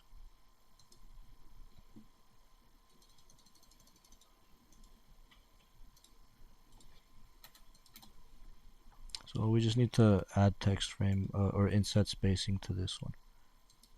So go to the text frame options for this box and increase it until the E's line up. So that would be 0p11.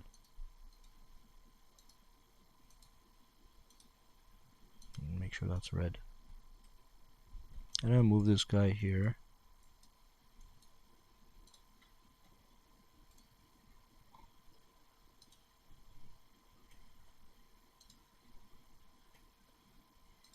We also need to make it thicker. It's 2 points instead of 1.5, so we'll just increase that. And that's it. That's it for the left side. So we're done with page 8. Now we're moving on to page 9, this side. So for this one, we need to bring in a story. It's supposed to start with not your average street food. That's actually a Word document. We'll use file place.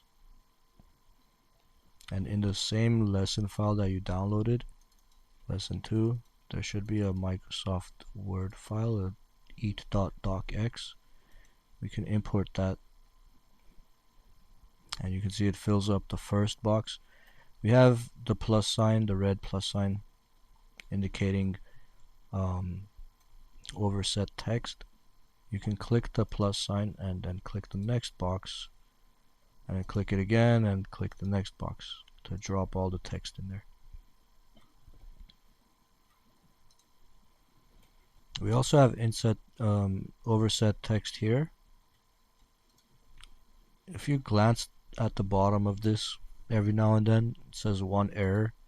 You could double click that to bring up your pre-flight panel. It'll tell you if you got some overset text.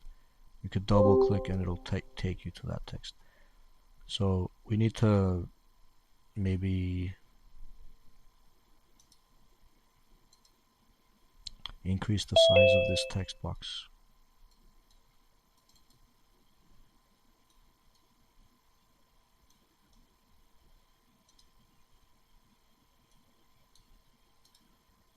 Yeah, so just make this box a little bit bigger also because the text doesn't fit anymore after you add the worm. Resize it so it says let's eat on the bottom. As for this text, we'll get to apply some of those character styles right now. So this one, if we look here, the paragraph styles, it's using one called location header. So this, and probably this one, and then this one, we need to apply that style to them. So you go to the paragraph styles, click on location header, and it applies it. We'll look at how to create paragraph styles later, but basically any formatting you apply to something, you could save it as a paragraph style or whatever style. If it's a paragraph, something like the font of the paragraph, then you could apply a paragraph style. If you want to change the font for just a couple words, then instead of a paragraph style, you would create a character style, which I think we have for gourmet chefs. And then for this one, this character style is called red, bold, italic. I think this one we'd have to create. If you look at the character styles, there is no red, bold, italic here. So we'll look at how to create it. We're gonna have to highlight the word gourmet chefs.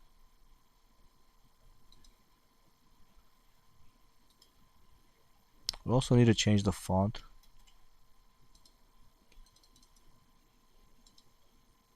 There's a paragraph style called body copy, which we should apply to all of the text here. And after we apply the body copy to all the text, then we could apply location header back to the headings.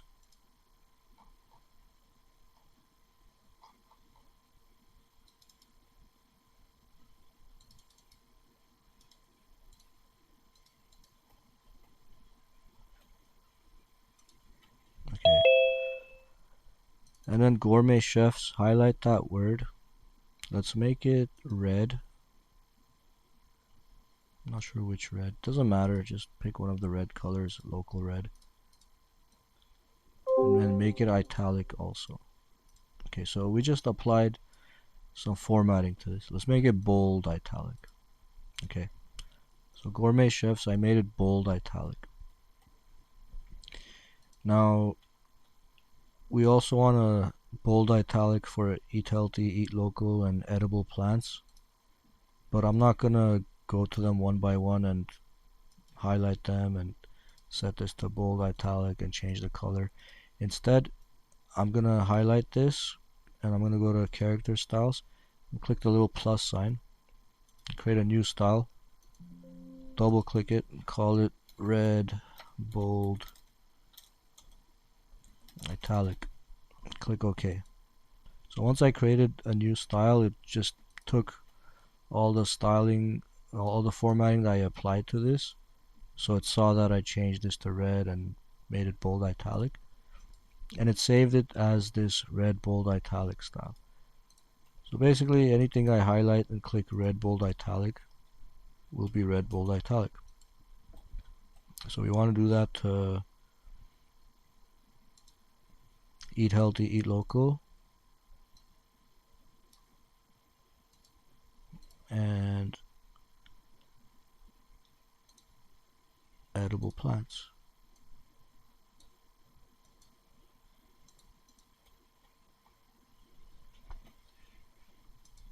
Once you do that, we're done with the text boxes. Yeah, it looks pretty much the same. We just need to bring this Photoshop image. So we'll do, let me double check if there's any placeholder. It doesn't look like there is. Let's go to view, screen mode, normal, and make sure we're seeing all of our text frames. So grids and guides, show guides, and that's pretty much it. You just need to see those guides. Yeah, it doesn't look like we have a placeholder for the image, so I'm just gonna do file place, and then I'll scale it to maybe fit between this guide and this guide. Grab the berries.psd. You're gonna have it on your cursor. Just click the left guide and drag it to the right guide, and then resize that to crop it.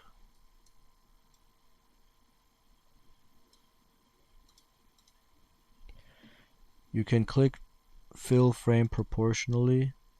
This will fill the width of the frame. The top and the bottom will get cropped off.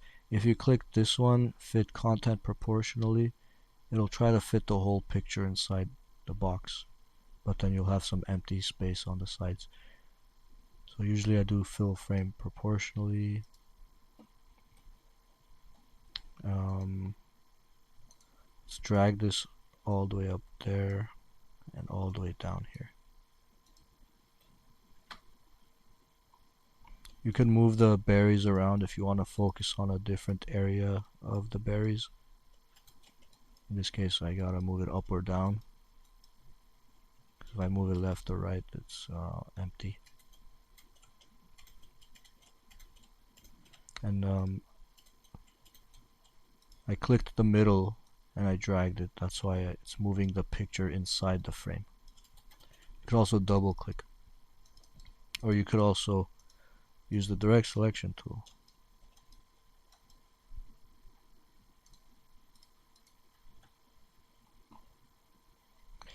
Almost done here. I think the last thing we need to do,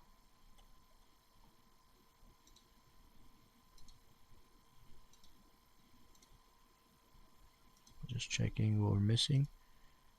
Yeah, it looks like the only thing left is applying the shadow that we see on this to all the other boxes. So this one has a shadow, these don't. They also need a shadow. Let's check if this is a style that's applied. If you go to object styles, I don't think it is. Nothing is highlighted.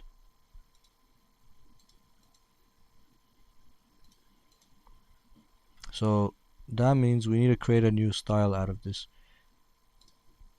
So just like the text, I made some changes to it, and then I went to character styles and I created a new style. Some changes were already made to this box. Mainly a drop shadow was added. So if I select it, since it's an object, it's not text, it's not a text formatting thing, it's actual object style applied to it. That's how you know you should go to object styles and not paragraph or character. You go to object styles. Right now it doesn't have any style, so you click create new style and it takes whatever formatting has been applied to this, creates a new style out of it called object style 1. I'll just call this drop shadow. Press enter, and then I'll click this box and click drop shadow and click this one and add drop shadow and this one and that one. So what's nice about the drop shadows, I mean the classes, is I mean you could have just clicked these one by one and gone to effects and then added a effect drop shadow. You could have done it like that, but the reason why we do styles, object styles, and call it drop shadow is because maybe you want to change what the drop shadow looks like. So you double click the drop shadow object style, you go to the drop shadow, and maybe you change the angle of the drop shadow. Turn on preview so you could see the changes. And the nice thing is it wouldn't just be the one box it would be all of them that have that style applied to them. Change the color too.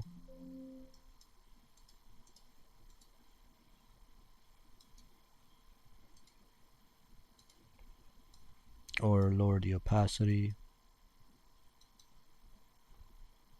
Or mess with the size of it.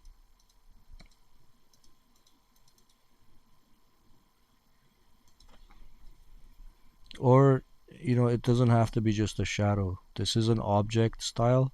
So any of these attributes that you see, basic attributes, fill, stroke corner options, paragraph styles. So what paragraph styles are even used in here, you could control all of that. Alright, so even things like the fill, right now it's white, but I can change it to a different color if I wanted. And then they'll all change.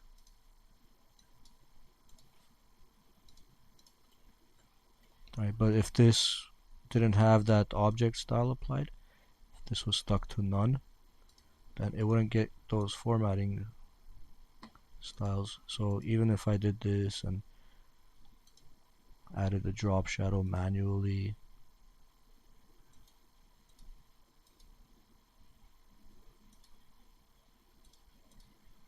it's not part of the gang that has drop shadow applied to it, so it wouldn't change when I change the other ones.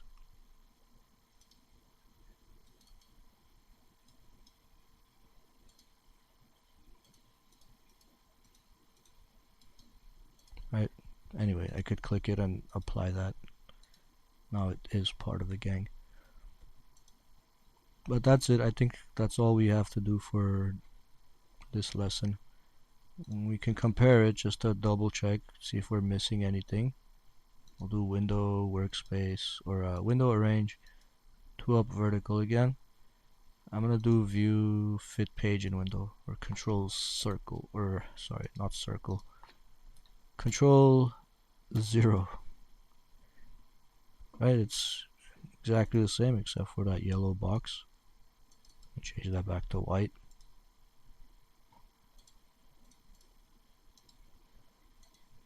Let's also go to preview mode on both of these.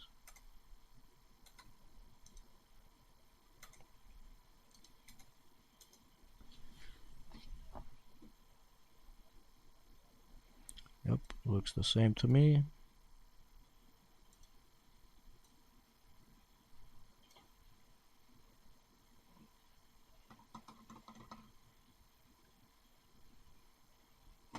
Any questions?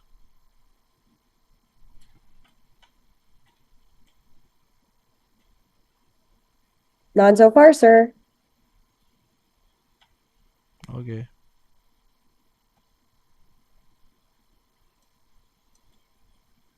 I'm not gonna make this classwork today, just in case some of you might be missing Photoshop still. But if I Sir, do, yeah, sorry, but we do have a recording of this, right? So we can go back to it if ever. yeah, Great. Thank you, sir. you're welcome. I'm gonna close this one and not save it. Let's go back to this one and see if we could apply any of the things we learned from that lesson.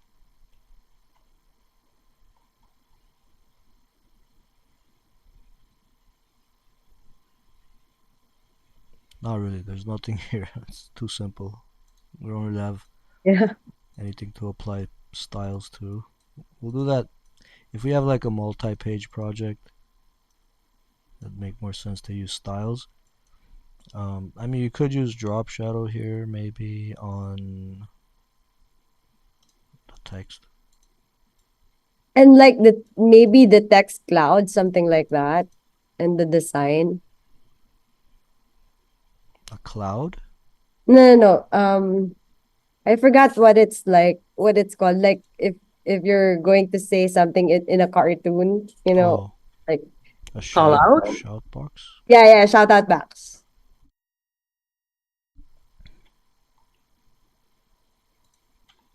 Oh, I guess we could do like here. Okay, well, so now we're getting to drawing stuff. If I was gonna do a shout box, I might do a rectangle like this. And then around the corners.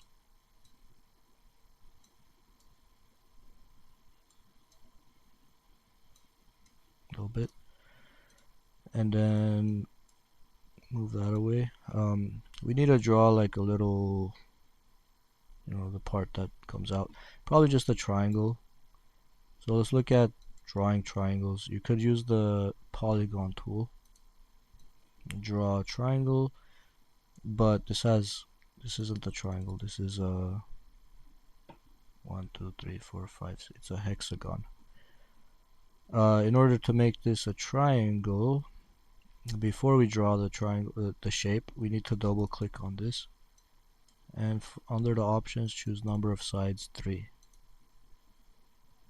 Oh, I guess you could do it after you drew the shape too. Then this just needs to come here. Maybe stretch it a little bit.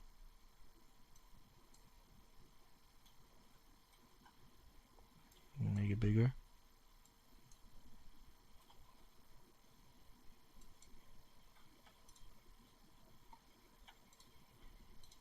Okay, and then make sure this overlaps. Make sure the corner overlaps this shape, and then make sure this is lined up with the bottom. Then you can do object, pathfinder, and then I think add. Yeah. If you want to refine it even more, you could use the convert direction point tool. Click and drag this down a little bit to curve it.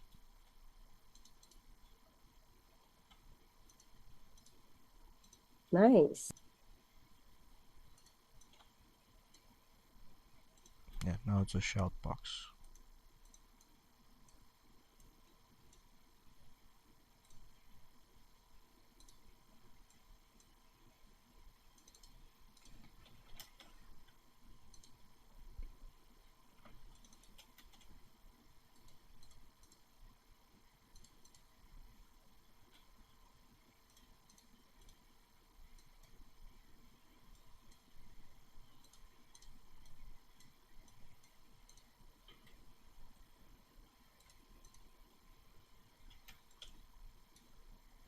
But who's saying save up to $1,000? Someone has to be saying it. Why don't we try the AI tool? Window, text to image. I don't know, penguin shouting.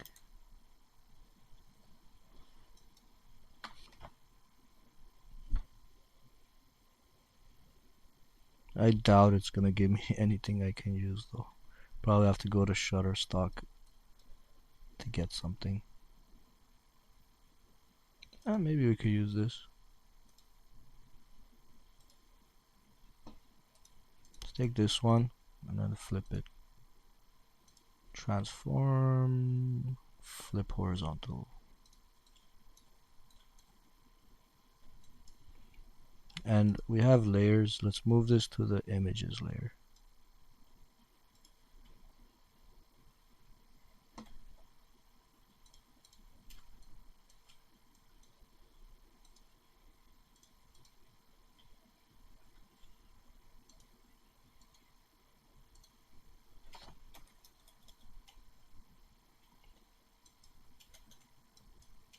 Let's also move this to images layer. So it's underneath the text. Make it smaller.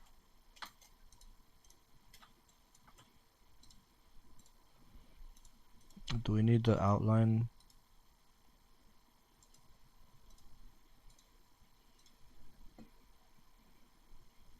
Instead of an outline, I'll add a drop shadow. Effects, drop shadow.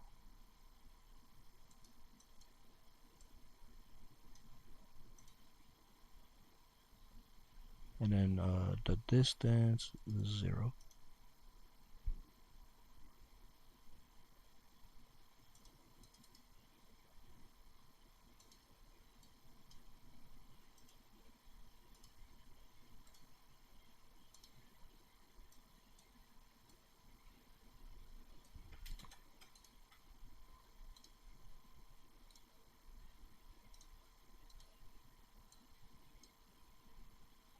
Maybe I should have put the whole text in there instead of just the save part. Anyway, that's all I'll add to that.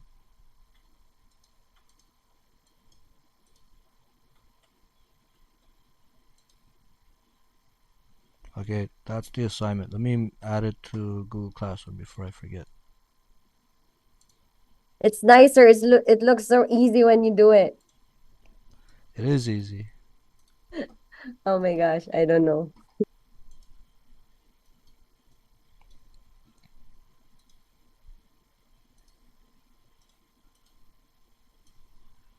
Okay, so assignment 1, create a single page magazine ad for a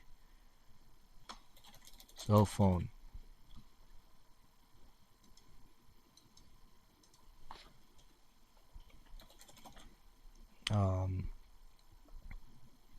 Use custom fonts, colors, I should say fill colors, outline colors, and effects. Make sure to use images.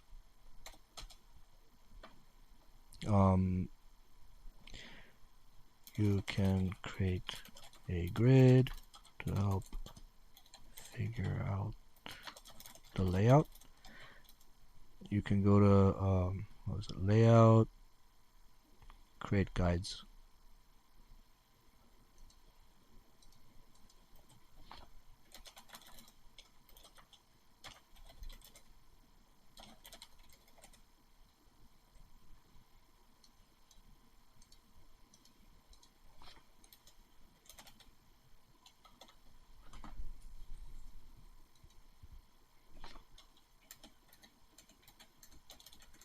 The file size should be just regular. If you go to print, it's going to be the letter size. Print letter size.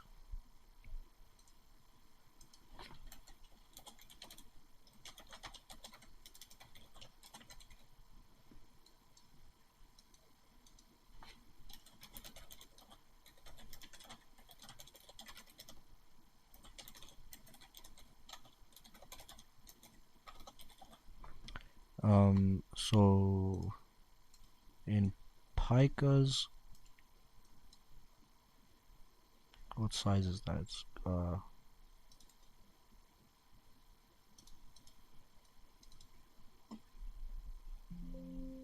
51p0, 66p0.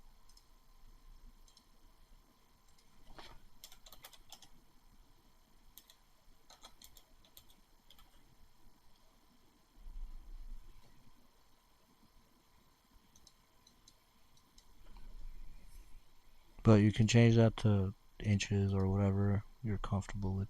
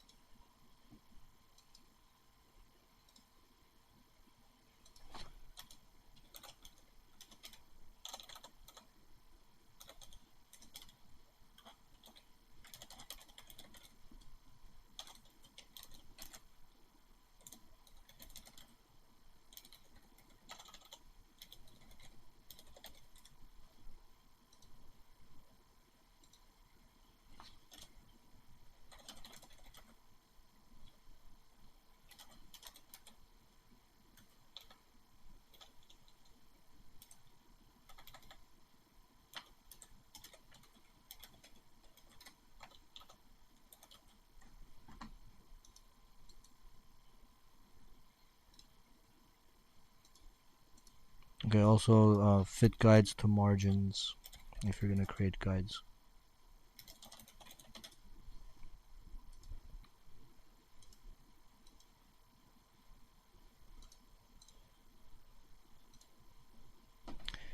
Okay, I think the sign out is posted. I set it to automatically post.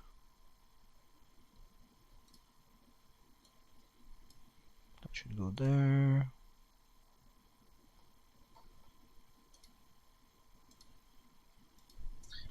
I have a question. How I'm trying to make the bubble that you made. And I made the triangle and also the like the bubble, right? But how did you join it? Like how do you cut the all of the parts that you didn't need it? You if you have two shapes, it doesn't matter what shape it is. Say this and this. Oops. If you select both shapes and go, Select both shapes. yeah, you shift select so you have both of them Okay. selected, and then object pathfinder add. Object Pathfinder add. Oh yeah, done. Thank you. You're welcome. There's also a pathfinder window, I think. Yeah, you could keep the pathfinder here too if you think you're gonna use it often.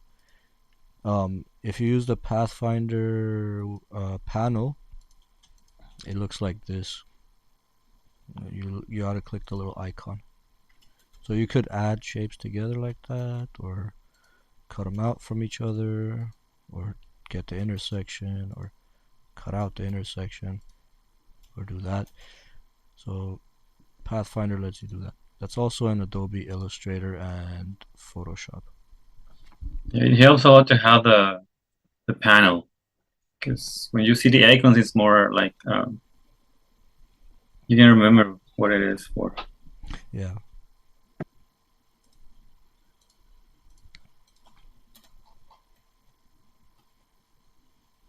Hi, David.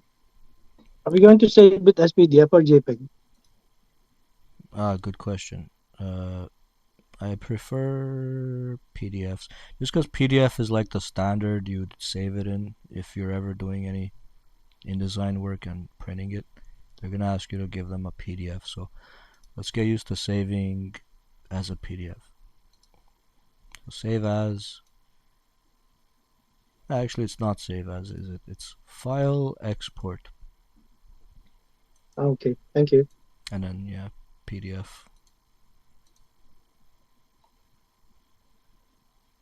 I'll go over saving things again later because when we actually do have multiple pages, there's some options you need to remember. But for this single page, just use all the default settings.